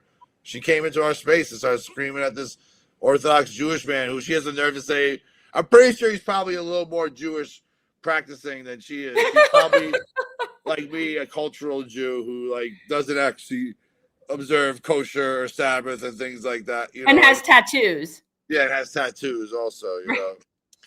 Well, more than anything else, the one thing that we have noticed, and this has been probably one of the more telltale signs of Zionist behavior, they do not respect personal space, number one. And if they feel the need to get violent unprovoked, as she does, they'll take a swipe. Oh, they'll put hands. And what's even more amazing is that if you actually defended yourself, she took a swipe at you and you blocked her with your forearm, she would say that you hit her or that you did something wrong. Again, it's the mindset. They're all a bunch of dorks. That's why, like, when people like, because I get, you know, death threats like every day. I'm like, dude, honestly, like, they're full of shit. Like, they're all pussy. Like, they're just saying these things because they feel very strong behind the internet. But they're like, hit me, I'm gonna call my lawyer. Like, you know, like, sorry, like a Mort from Family Guy, like kind of shit, you know. So we'll finish it up.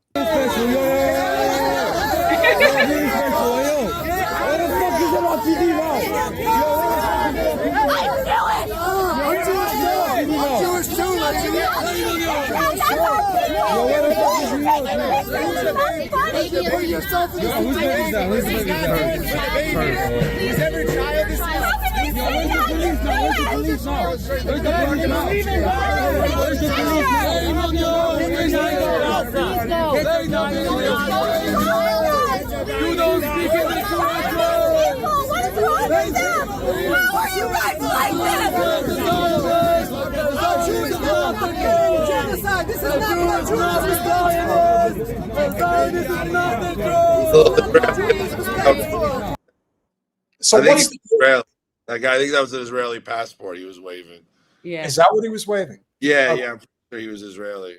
That's he was like, So- I will save you.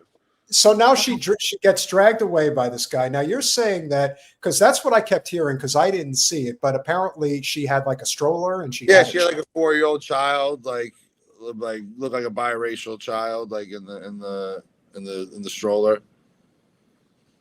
It completely carried on like that. I in mean, front of the kid wasn't crying or anything. The kid was just kind of looking up, like you know, this is normal, like for him probably like that. He wasn't even crying or anything. He was just sitting there, like sucking on a bottle or something like that, from what I recall. But she was unhinged. That's unhinged. This person is clearly unhinged, and also that can't be the only thing that she's unhinged about, right? Like, it isn't just that. Nobody acts like that about a protest, and like nobody takes it that personally. Nobody does that. That's not normal. It was performed. I mean, she was like, not a single tear was coming out of her eyes. Like, it was very Erica Kirkish, you know. Well, that's why, you know, you have the content creators online, and the most prominent, or I wouldn't say prominent, but I would say the one that always stood out to me and always has, because he's such a piece of shit, is Ayal Jacobi.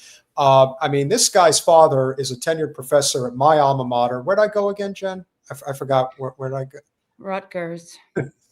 I do that there all the time. We have fun. He thinks that it's so impressive that he went to Rutgers. I'm just come on. You went to Northwestern, all right? Stop it. But point is, this is a kid who acts like he's oppressed, and he grew up in Princeton. He grew up in a very nice community. He went to an Ivy school, and now I don't feel safe. And I'm thinking, you are hurting Jewish people on purpose for whatever cause you think you're fighting for. And that is why the importance of your voice, Jen's voice, David Cross.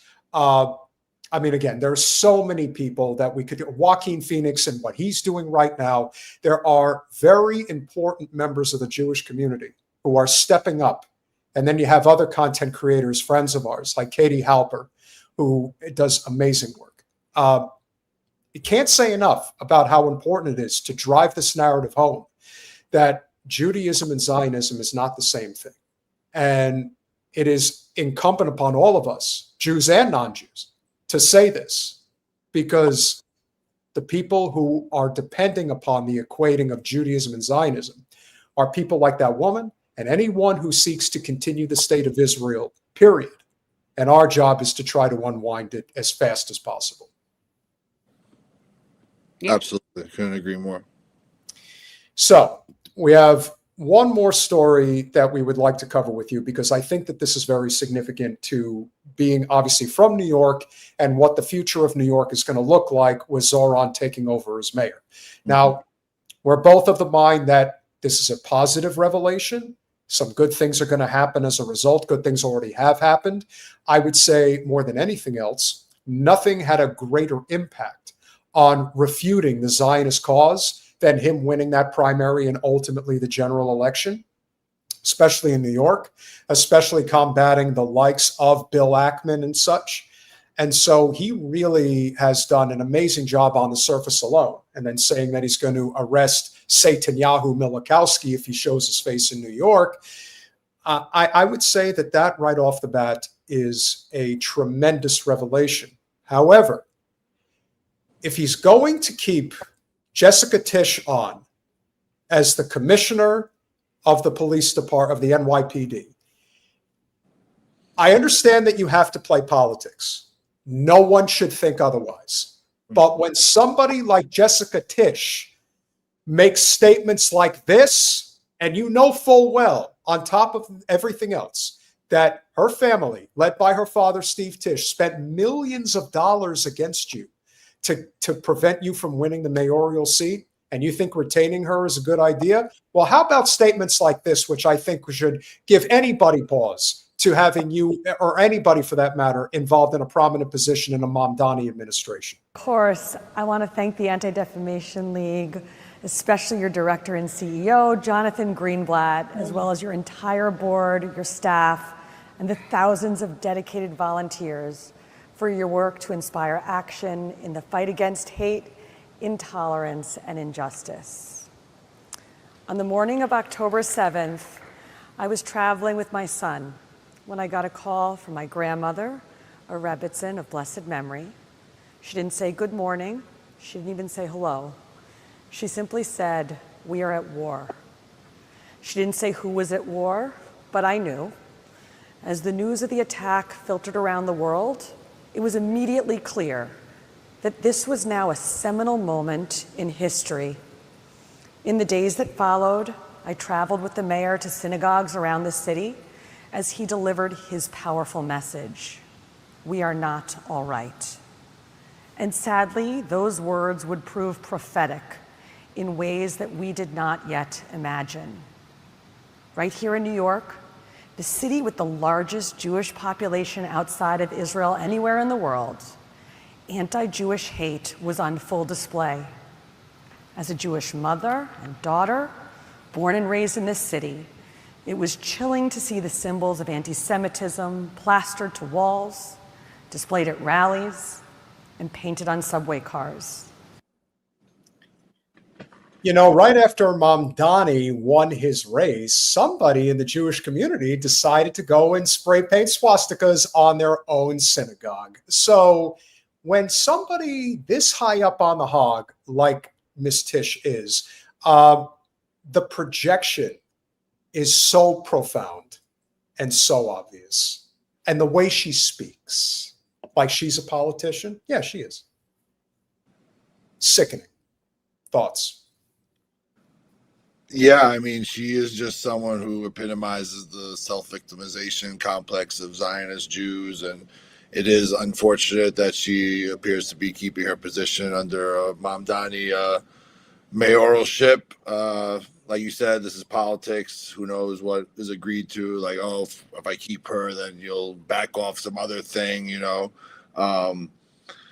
Yeah, I mean, me personally, I'm not in the sense of like, obviously it's a great step to elect someone like that for a progressive cause, but I'm also of the belief that I don't know if government is the solution to the world's problems. That, you know, I'm of the belief that there needs to be some type of real, like your show says, revolutionary type thing going on. Because the more I watch it, I mean, I remember campaigning for Obama, you know, when no one thought he had a chance in hell, and he was this progressive lion and he was going to change the world. And I was crying the night he won. And then he proceeds to have the most center-right actual presidency and goes against every progressive thing he mentioned. So I'm like, holding my breath when it comes to Zohran. I have high hopes, hopefully, but like I'm not expecting to suddenly we're living in a democratic socialist paradise here. You know. No, I said earlier when we first came on tonight that the only thing I know for sure with him versus, say, Cuomo is that the people that work with him and under him and around him will be infinitely better off, not bullied, not sexually harassed, and will generally have a better quality of life with that as their boss, right? Like that, I at least believe that. As far as policy, who knows? You know, I mean, who knows what he'll get through. It was so open, so shameless, so empowered. And it shook the foundations of what we thought being Jewish in New York City meant. There was fear, there was anger, there was helplessness. And let's be honest, there still is. But there is also clarity about what needs to be done and how the New York City Police Department will do it. On the morning of October 7th, anti-Semitic crimes in New York City were actually down 20% for the year. Ooh. But from that day to the end of 2023, they jumped up 80%. And in 2024, they rose another 7% and represented 54% of all hate crimes reported in this city. That's not true. That's just not true. Yeah, but she's probably getting ADL numbers, and their numbers have notoriously included anti-Israel rhetoric as anti-Semitism long before October 7th. So, yeah, there's also this thing called the genocide going on in Gaza. They forget to mention that actually. Are you going to make us watch this whole thing? She's horrible. Okay, maybe a little bit more, and then we'll kill it. If you really want to. I mean, Jacob and I would probably rather be doing something else, but you know, she's such a great public speaker, guys. I mean, come on now. She's such an auditor. In the past 17 months, we've dealt with thousands of anti-Israel protests across the 5 boroughs. Many of the college campus protests were especially despicable, with blatant displays of intolerance. Jewish students were harassed and intimidated and threatened. Buildings were ransacked, and campus life was completely upended. I cannot take this woman seriously. The protesters' target was not and is not Israeli policy or geopolitics or even the horrors of war. I literally went to Seder's during the encampments, I remember. I know there was, and I've been saying this from the beginning. I have not seen one credible witness to any legitimate harassment. I have not seen any credible testimony by Jewish students really saying that they felt threatened. I've only seen people like her saying that other people felt a certain way. Right. Exactly. Yeah. We'll finish it up. Jewish people themselves. I want to be very clear. I speak on behalf of the women and men of the NYPD when I say much of this rhetoric is vile. Okay, that's enough.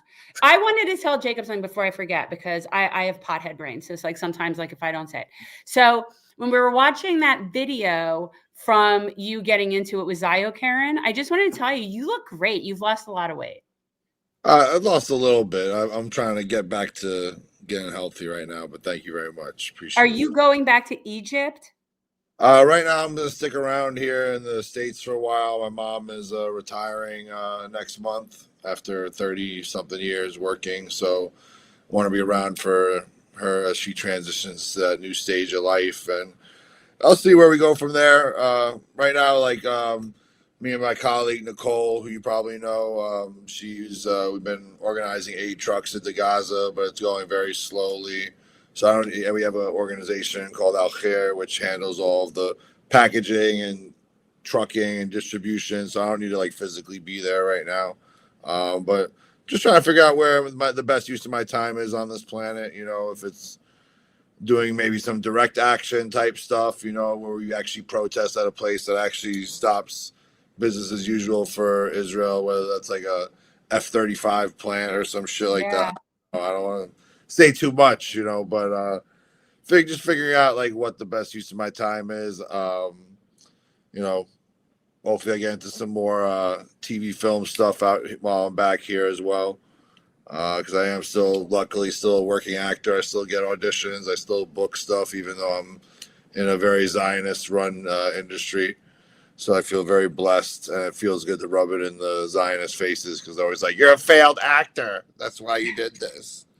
Oh, come on. You don't want to be like Michael Rappaport? Why don't you just kiss a little ass and suck a little wee-wee?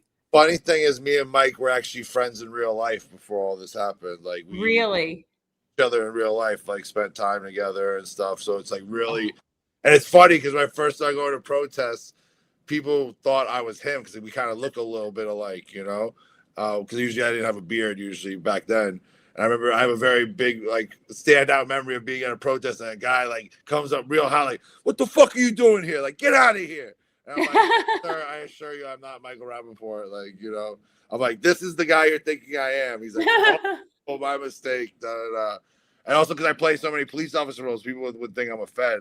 Well, I thought you could have been a cop. Yeah, exactly. Well, especially I'm standing there looking all, you know, copish. It's like one of my typecasts. So All right. So what are you working on now? Something with Jeremy Renner, although I think he's supposed to be like an asshole or something. yeah, I got 2 episodes I worked on of Mayor of Kingstown. That airs on Sunday night. I work on 2 episodes of that. Also there's a film with Robert De Niro I worked on that should be out next year. That's good. That's real good. I appreciate it. Yeah, so you know, I'm just gotta continue, keep on. I mean, also the other thing I'm really trying to figure out now is like, how do we pivot from here? Like, as far as keeping all eyes on Palestine, on Gaza, on West Bank, because I already see like things slowing down in the social media feeds about it. I feel like because there's not any story. I mean, there's still stuff happening. I think today there was a bombing that killed like dozens of people in Gaza and in Lebanon.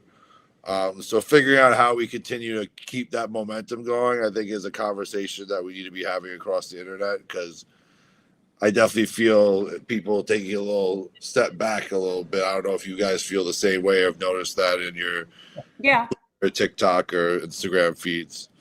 It's been since the quote unquote ceasefire that some people have sort of thought, okay, we're good now. But I think what you're talking about that I agree with is there needs to be direct action. And I know that that's happened in some places. I believe in the UK, there were instances of them going in and like destroying equipment or some sort of arms or whatever they went in and destroyed.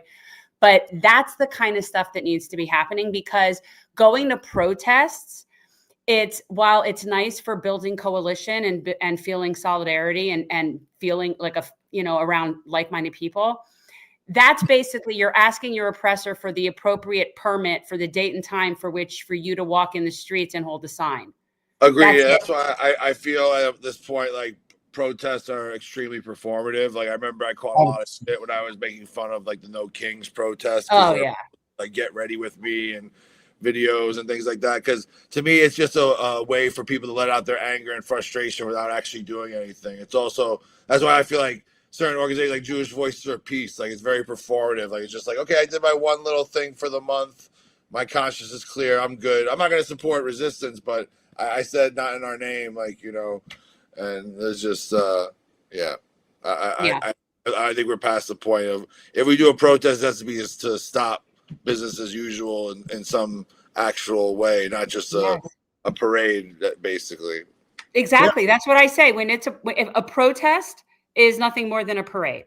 You're not protesting, you're just marching with signs. And I am finally an empty nester. So my perspective on me willing to get in trouble is very different now than it was even a year ago when I still had a kid at home. Right. So I'm in a different mindset too, in terms of willing to put myself out. But yeah, this is not going to be solved by protest marches and voting. Yeah. It will be solved by continued direct action. The most prominent, of course, being BDS. It is obvious that that's what really gets their panties in a bunch. Yeah, money. If you mess with their money, again, Jewish stereotype as it may be. Jewish tropes, right? You know, but it's the truth. If you get in the way of the money, this is exactly why, of all the things, again, we can disagree significantly with whether or not in the long run, Zohran chooses to keep on Tisch as the NYPD commissioner. However, if he does what is being floated right now, that he is going to cancel the city contracts between New York and Tel Aviv to the tune of what could be in the billions of dollars, he would be marked for death. Oh, is that a thing that he's talking about? I haven't heard about it. Yeah, someone leaked it. Someone leaked it because I want to test the waters to kind of see where people's attitudes are. And I said, hey, he's already going to go down in history for changing the narrative on Israel. But if he were to do something like that, that's how you break Israel. That's it. Because if you cut off their lifeblood, that's it. It's they're out. They'll protest. They'll say all these things. But if you actually fuck with the money supply, that's when you know shit's going to get real. That's it. It's obvious. So that to me is where that's our fight. However, which way we can get in the way of their money, that's how this is done. And we need to do it with them cutting off our streams of revenue at the same time, like whack-a-mole. Mm-hmm. Yeah. But there are a hell of a lot more of us than there are of them. And when we can have conversations like this and have this synergy and share networks, it opens up a plethora of opportunity. You know, I don't know who had mentioned you to us, but, you know, we had Blakely on probably about 6 months ago. Like the best. And we've had this incredible, you know, just camaraderie with a lot of different people on all sides of the political spectrum. You are, without question, as I said, somebody that I have the utmost respect for. It takes a lot of guts to get on, Jen, like you said, there's a lot of things you're willing to do, but to get on a boat for that long and to be in that type of an element is something that would be very difficult for you to do. I would do it if it was a land thing. Like, I would risk getting arrested. Like, I would do that, but I do not have sea legs, and it would be very unpleasant. No, the boat itself was fine. I mean, I definitely was relieved after 8 days when we finally got kidnapped. I was like, oh, air conditioning. Finally, like we're at Ashtu. I'm like, they're like, all right, Mr. Berger, come with us. I'm like, give me a minute. I'm enjoying the air conditioning. But like, you know, a big reason why I did that, just speaking back to Tide and what we were saying earlier, is like everyone needs to step up and do more. Like everyone on that ship is at a boiling point where it's like, okay, that's why a big reason why I also moved to Egypt, because I was like, okay, going to protests every week is just not cutting it for me. Like I need to step up and roll my sleeves up and get some skin in the game. And if it took something as crazy as getting on a boat, traveling to a genocide to try and feed starving people and put our lives on the line, then so be it. Like, you know, because unfortunately there are going to be people that are going to have to sacrifice things to bring about real revolutionary change. Like, you know, the reality, no revolution has come without a little, well, I don't want to say anything to put me on a list, but we'll just. Oh, I'm on a list. Yeah. I'm on the list. We're both on the list. Come back to America every time. They always dude, like, totally random. Dude, that synagogue that's at I want to say it's at like 58th and 5th Avenue or something. The female rabbi was like giving a speech, and she basically said that sometimes sacrifice is necessary to keep the state of Israel. So we played the clip and it went viral. It was seen hundreds of thousands of times, and they called the cops on us. Because we put them on our hit list. Yeah. Well, this is the hit list. Jacob, this is the hit list.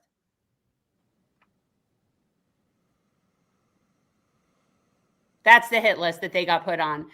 And she called the police, and we both got visited by cops at our respective houses. That's crazy. Just to say what would be even the charge be? I don't even understand. That we were threatening them with the hit list. Well, we never would have known. Okay, I got you. I understand. We never would have known about this because Jen shut the door in the cop's face, and everyone should. Yeah. Right. Well, I decided not to. He decided to talk to the Poe. Yeah. So I live in the Florida Panhandle. I live in a place where everybody loves the cops, and so we had a very friendly chat. They tried to intimidate me, and I even said over the course of the conversation, you know, this form of intimidation. They're like, yeah, we know, we understand. And by the time the conversation was over, I guess I made a good enough impression on them. So that is it. Rabbi Sara Berman, that's her. By the time it was over, the one cop was like, you know what? Fuck it. I know I'm not supposed to tell you, but I'll tell you who called the cops on you. And he's like, that synagogue in New York. I'm like, oh, really? Oh, really? They called the cops on us. How nice. We're threatening. Yeah. I'm very threatening. the only reason they would do that, much like they kicked you off of TikTok, is because it's working. What we're doing, it's working. Yeah. And they have no other way to do it, because censorship is a tool of the powerful that do not want the truth exposed. And so, again, it's incumbent upon us to continue to have these conversations, share these platforms, but also take the direct action that you know is going to work. Just like Zohran's going to do something, he's got to do something that's going to hit him in the wallet, just like it's our job to continue to do things that is going to hit them in the wallet. And if we continue to formulate coalitions that are necessary. And Jacob, if you come up with something really good, you know what? Like, give me a call. Like, I'm down for stuff now. Now I'm down. I don't have kids at home. I'm free. Let's do it. Let's do it. We'll talk offline. Yeah, we'll talk offline, guys. All of Jacob's information will be in the description. And is there anything you want to promote, like that you're doing right now in particular? Go to the links to my bio if you want to help out. Sending aid trucks into Gaza with my friend Nicole. Also, we have another organization called Taboo Club, which is like a boys and girls club for displaced children from Gaza that live in Egypt. That always needs funding. You can get my bio.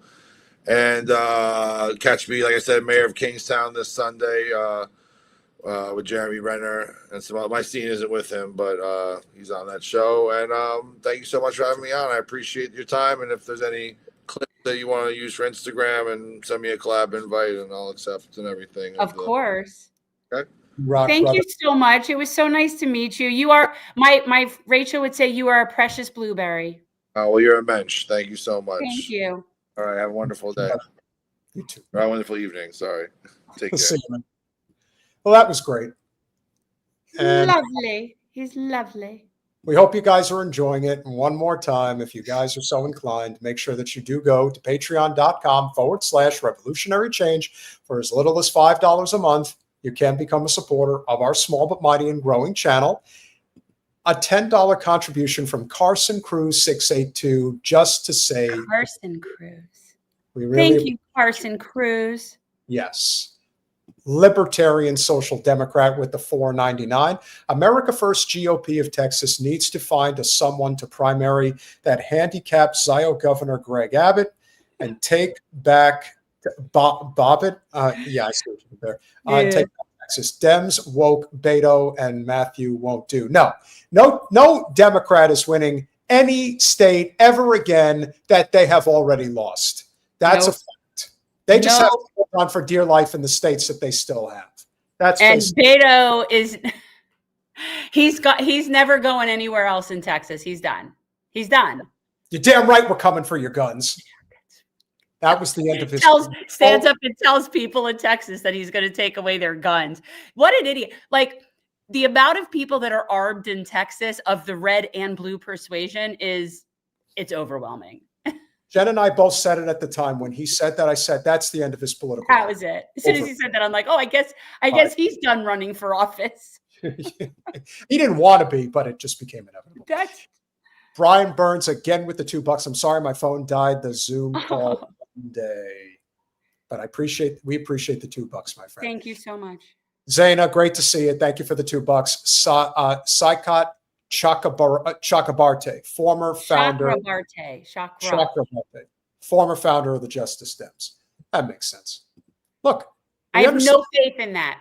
None. No, not in that. No, because again, if anything is adjacent to the Democratic establishment, it will eventually get co-opted.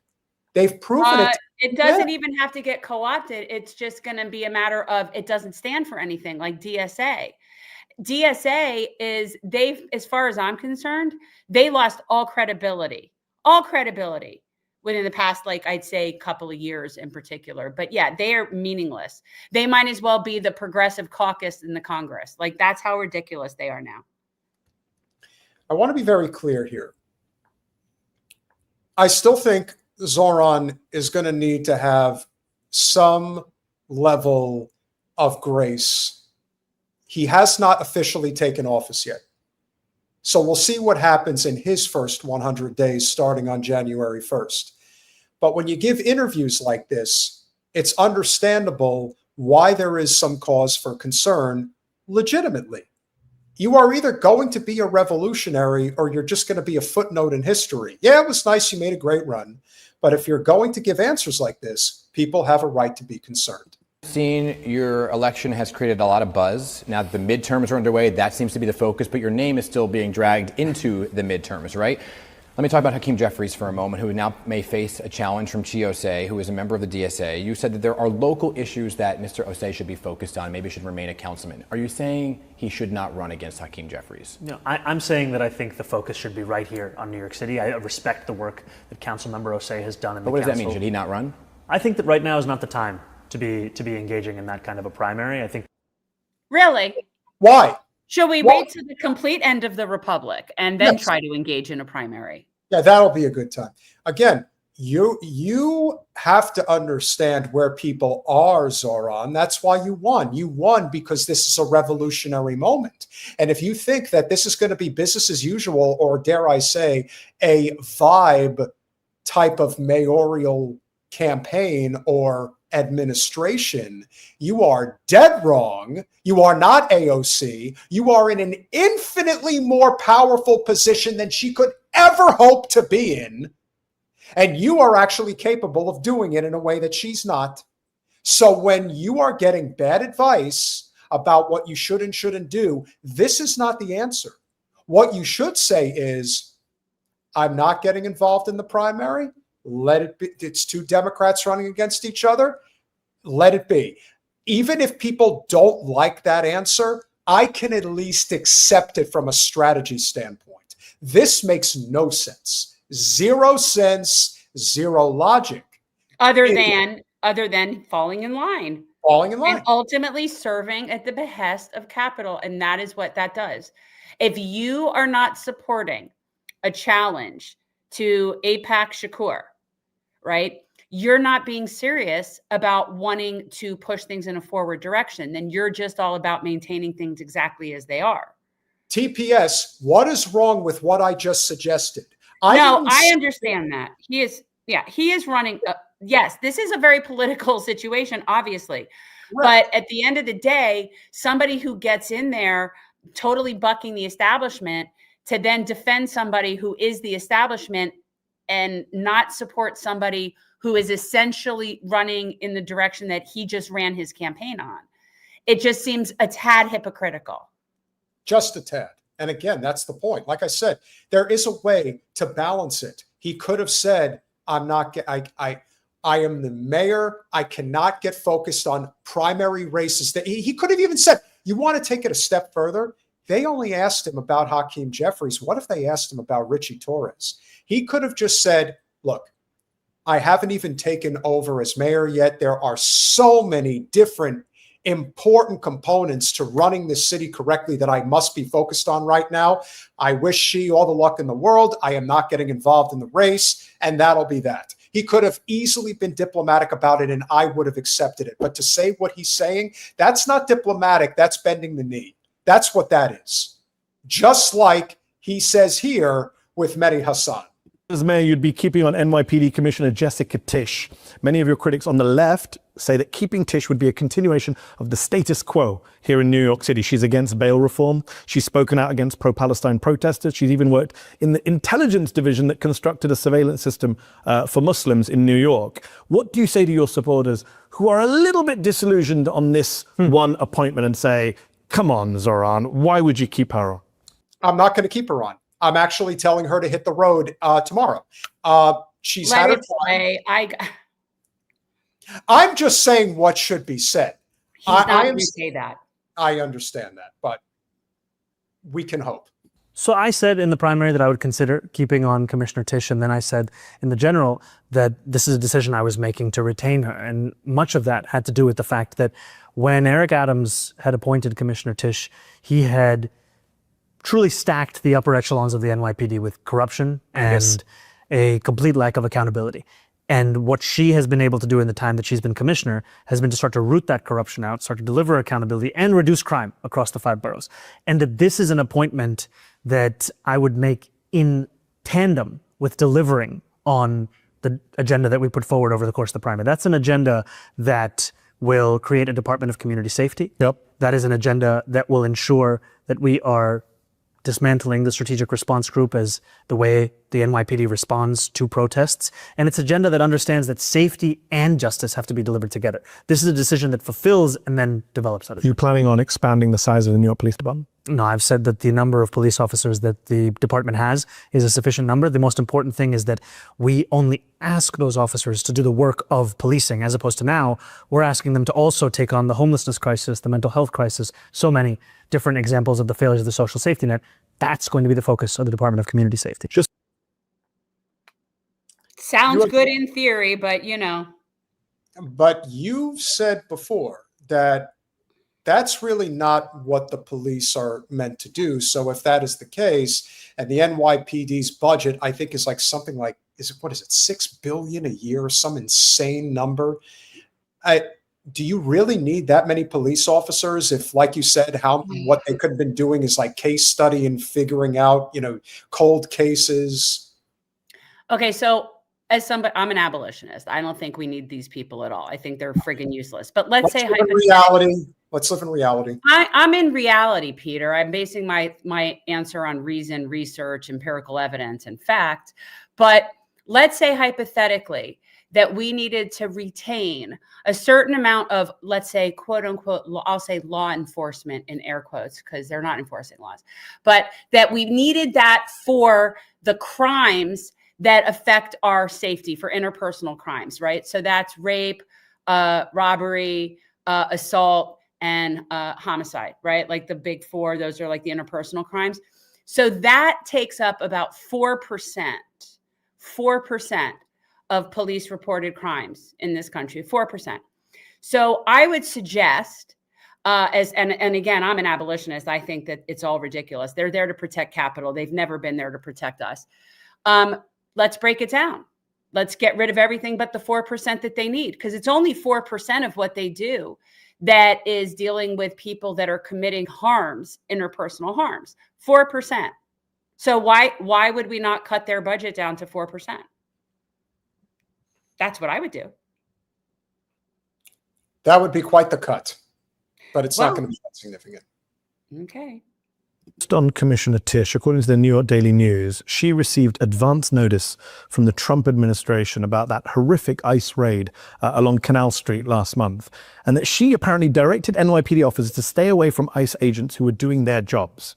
Has that changed your view of her at all? And will that kind of thing be happening next year on your watch as well? What I will make clear as the leader of this city is that the days of a mayor going on national television and opening the door to civil immigration enforcement, as Mayor Adams did, those days are coming to an end. The NYPD is not going to assist ICE in their operations, and we are going to fulfill the laws of our city and our state, not violate them. So just to be clear, if a Canal Street happened again, the NYPD commissioner on your watch would not be directing NYPD officers to stay out of it and let ICE do whatever they want? The NYPD commissioner would not be directing the NYPD to assist ICE in those operations. And I've also made clear that we should hold anyone in this same city and same state to the same set of laws, no matter who they are or what agency they're performing for. Okay, that's a bad answer. Terrible. Again, you can't, I understand. And look, guys, I'm with you. He is under the most pressure of any politician in the United States. I am not for a second downplaying the significance of this moment, what he represents, etc. But it is so easy to get derailed, to capitulate to the point of becoming completely irrelevant. And it can happen very quickly. The goal now, which is on the part of the Bill Ackmans of the world, is to derail him at every turn. That's the plan. Maybe he gets a policy done, but remember, if it's one step forward and 3 steps back, then what's the point? Take a step forward. There is no point. And if you're keeping on a commissioner who doesn't support things like at a minimum bail reform, you're not moving in the correct direction. You're just not. So again, to me, it's all ridiculous. I don't believe in policing in general. Yeah. I want to know, because we're obviously going to wind down the conversation now, but is it really hard to fathom this idea that no matter what happens, the Democrats are meant to be the JV and the Republicans are meant to be the varsity? That anything that is going to create any type of change is going to come through the maverick type individuals that are in the GOP, more so than you'll ever see on the Democratic side. Like, the Democratic Party truly is a dead end. Is that fair to say? Yeah, no, and I don't think of them as like JV as much as I think of them as controlled opposition and faux resistance. So it's almost like they're just the paid people on the other team to pretend. It's not so much JV as just controlled opposition.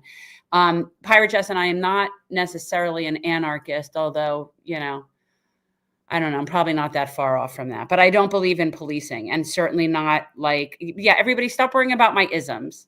I don't have an ism. I don't have a label. But yeah, I don't think that, yeah.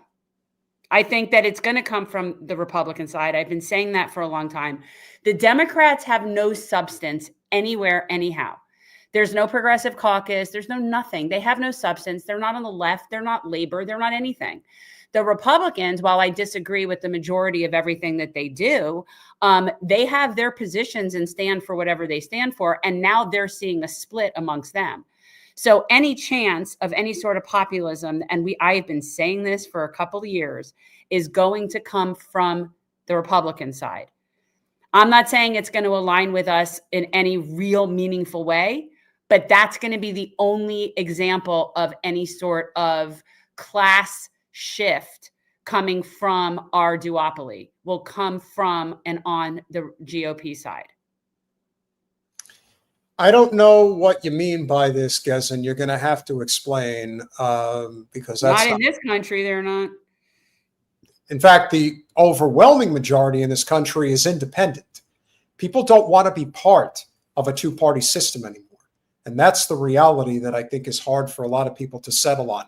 I think there are way more people that were in the GOP supporting Trump that are recognizing that this is a country that has to break free of that, whereas there are still way too many that are Democrats that want to cling to this idea that if we just made this country blue, it'll be all better. And it's not true.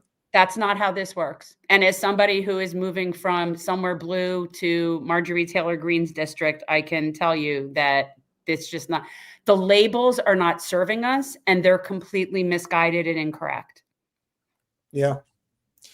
I mention this because I haven't seen anything of real substance from the Democrats, period. They threw Zohran under the bus. They propped up Berger and Sherrill. Shocking. They continue to prove that they will not do anything. And Shaitan Dadan is right. Republicans fear their base and Democrats obey.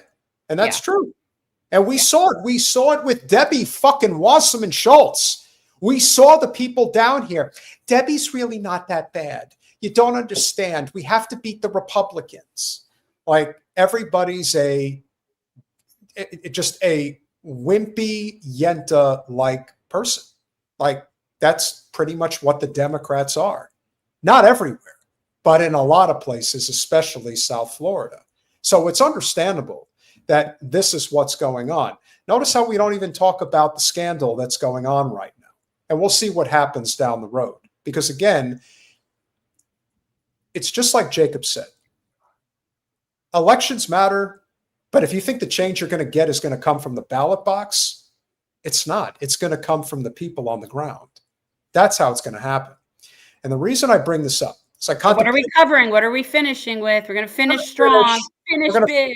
We're going to finish with the most honest acting politician in the United States right now, going after one of the biggest shitbags in all of the entire Trump administration, a person who I personally believe was honeypotted, and that's why he's acting the way he is. Director Patel, I watched some of your Senate hearing yesterday when Senator Kennedy asked you You've seen most of the files. Who, if anyone, did Epstein traffic these women to besides himself? You replied, according to the transcript, there is no credible information that he trafficked them to anyone else. You also said somewhere in the hearing and here today that the problem is that the case files are constrained by limited search warrants from 2006 to 2007, and that the non-prosecution agreement hamstrung future investigations. Those constraints only apply to Southern District of Florida. They do not apply to Southern District of New York, the location of the 2019 sex trafficking indictment, which produced many things, including a series of FD 302 documents. According to victims who cooperated with the FBI in that investigation, these documents in FBI possession, your possession, detail at least 20 men, including Mr. Jess Staley, CEO of Barclays Bank, who Jeffrey Epstein trafficked victims to, victims including minors such as Virginia Roberts Giuffre, may she rest in peace. That list also includes at least 19 other individuals, one Hollywood producer worth a few $100 million, one royal prince, one high-profile individual in the music industry, one very prominent banker, one high-profile government official, one high-profile former politician, one owner of a car company in Italy, one rock star, one magician, at least 6 billionaires, including a billionaire from Canada. We know these people exist in the FBI files, the files that you control. I don't know exactly who they are, but the FBI does. Have you launched any investigations into any of these people, and have you seen these 302 documents?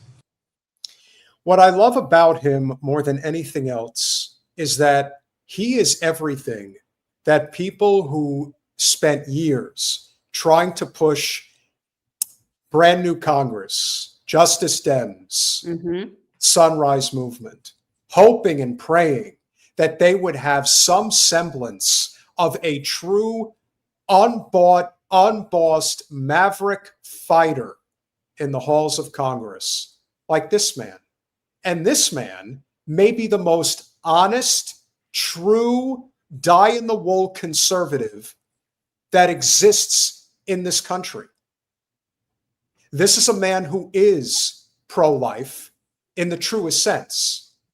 He believes it, he lives it, but he doesn't preach it the way a opportunist shitbag like Ted Cruz does, or Mike Huckabee. He's also somebody who doesn't take corporate special interest money.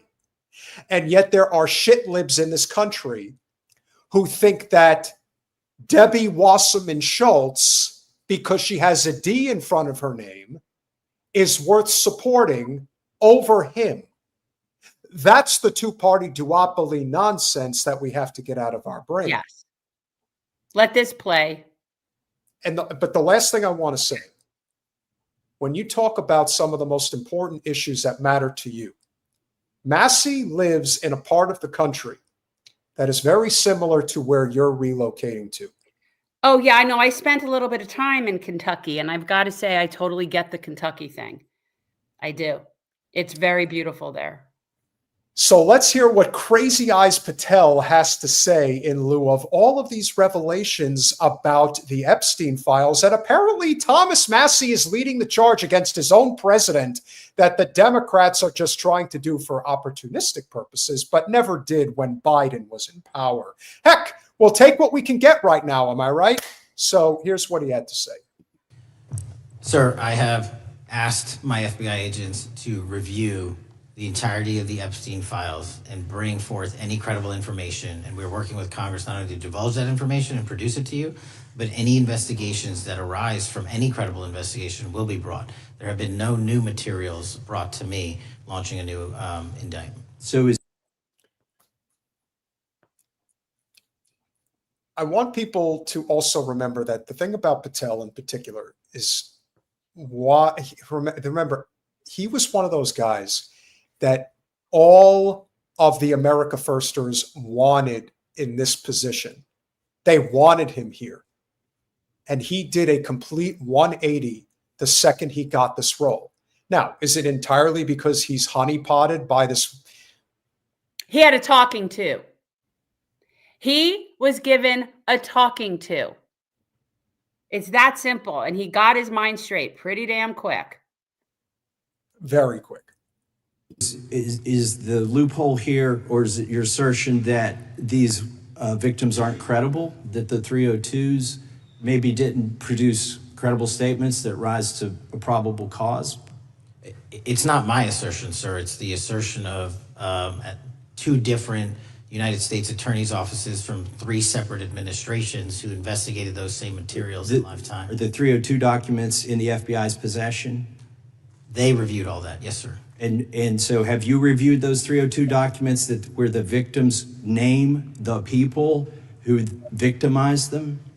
If I personally know, but the FBI has. Then why the fuck are you in this position? What is the purpose? Because he's following orders. He's just there. He is somebody that strikes me as they have a lot of things on. So Well, again, he's very compromised. I mean, he's got those eyes, Jen. He's very compromised. So how can you sit here and in front of the Senate and say there are no names? I said I named one today. I said we are not in the practice at the Department of Justice FBI of releasing victims' names. He just said the name.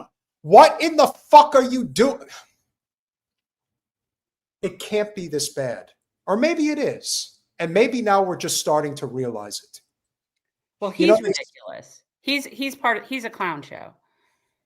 I heard for many years that they say that the fact of the matter is when it comes to business in Washington, the goal is no business. The goal is not to get anything done. And if you get anything done, it's very small, very minuscule, nothing to upset the established order. And this is upsetting the established order. The problem that they're facing is that their own people are not letting this go. The armed and dangerous part of this country is not letting this go.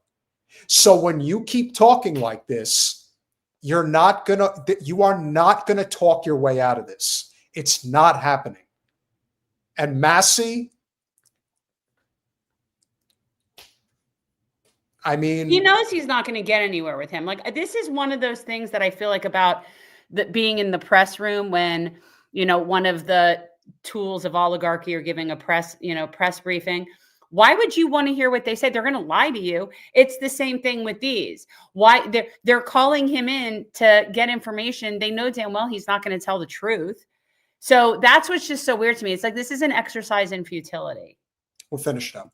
That is not what we do. We are also not in the habit of releasing incredible information. That's not what we do. But multiple authorities have looked at the entirety of what we have. Okay, I got to move on here. Were you present?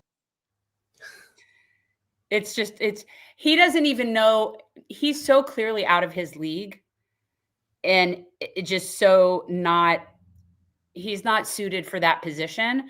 So yeah, it's clear that he's just in there because he's compromised and is easily controlled. This is also what happens when, people that we're friendly with, like Luke Rakowski, part of the Tim Pool coalition, the ones that were very aggressive about, we want Kash Patel in charge of the FBI and he's going to right. Epstein files. And it's like, this brings the entire conversation full circle of Ilhan Omar looking over at AOC, basically saying, you don't belong in the big leagues. You're not serious. Like, you think Kash Patel belongs in this position? No, he's ridiculous. I mean, I agree with you. I think Kash Patel probably has a laundry list of shit under his fingernails that they're like, you make one wrong move and that gay encounter that you had that we have on camera, well, that's coming out. That thing that you did overseas with trying to purchase an underage so-and-so, that's coming out as well. It's very rarely, if ever, do people that are completely square and completely honest, like Massie, possibly Zohran, ever get to positions of power like that. Ever. It's almost an accident when it happens. That's why they have to try so hard to get him out. They did everything they could to beat Zohran. They couldn't do it. They're going to throw $20 million in a primary against Massie. I believe they're going to fail, just like they're going to fail to primary Marjorie Taylor Greene. But they're going to try, because what else can they do? The system is collapsing. And not that we want people to get hurt, not that we want people to suffer. But at some point, you can't put a Band-Aid over a gaping wound. You either rip it off, or you will inevitably collapse under the weight of its pain. Okay. I think people are tired of not fighting. I think so too. Are we going to wrap? We have 2 more super chats before we head out for the evening. And guys, we are going to direct you all over to Punch Up. They have Matthew Ho and Anthony Aguilar on tonight. Ooh. So I know. So guys, go over there and check that out. Those are 2 of my favorite people. Republican Android K. Thank you as always for your amazing support and the $20. Hold everyone horses. Are we losing Zohran? Is he saying things that corporate Democrats say? I need UN bias report. Unbiased report. What Zohran said. I was already metaphorically, mentally packing things for New York City in my head. Hit the panic button. Not yet, because he's not officially in office yet. But what we're seeing so far is hit or miss. Is it a completely miss? No. Is it a completely hit? No. I can forgive almost everything that he's doing if he actually cancels the city contracts between New York and Israel. He could do whatever the fuck he wants, as far as I'm concerned. He'll never do it. You want to bet? We'll see. We'll see what happens. They're leaking. Someone's leaking it just to kind of test the waters. We'll see what happens. Okay. Pukey Ray, thank you for the $10 per ticket. I have been fumbling a few words tonight, and even I haven't been hitting the bullet like you probably have. So with that said, we appreciate you guys. Thank you for your amazing support. I will see you Saturday. And Jen? I will be here on Monday. I hope so. I'll be here on Monday. Look, I'm going to stop early so that I can get all set up so that I don't miss the Monday show. We have a great show on Monday. We have, Peter and Kamir, what's his name? Bet Beat Media will be joining us. Yeah, but it's to say their last names. No, I was saying their first names. It's Peter and I forget. It begins with a K. Kareem. There it is. Kareem and Peter. That's who it is. We will be speaking with them on Monday. I will be here. And free Palestine. You're coming to me all wrong. It's the wrong tone. I know you guys want me to talk like Walken, but he looks like Buscemi. But it's all New York. It's all good acting. I hope you're all having a good time. So smash the like button. Leave a couple of comments after the live stream goes off the air. And free Palestine. I'm Christopher Walken. We love you all. Okay, I have one more question to throw out before we go, guys, to all the Muslims out there. Is it okay if, as an atheist, I say inshallah? Just asking. I don't know. You're asking the wrong person. That's why I'm not asking you. I'm asking the Muslims. I'm only the king of New York. And an atheist borrow the saying inshallah. But I got to tell you, I got a fever. And the only prescription is more cowbell. So play it now. All right. The Muslims have spoken. The Muslims have spoken. They say, yes, it's fine. Okay. Smash that like button, share, subscribe, do all those things we ask you to do. We love you all. We appreciate you all. I will see you on Saturday night and free Palestine. Good night, guys.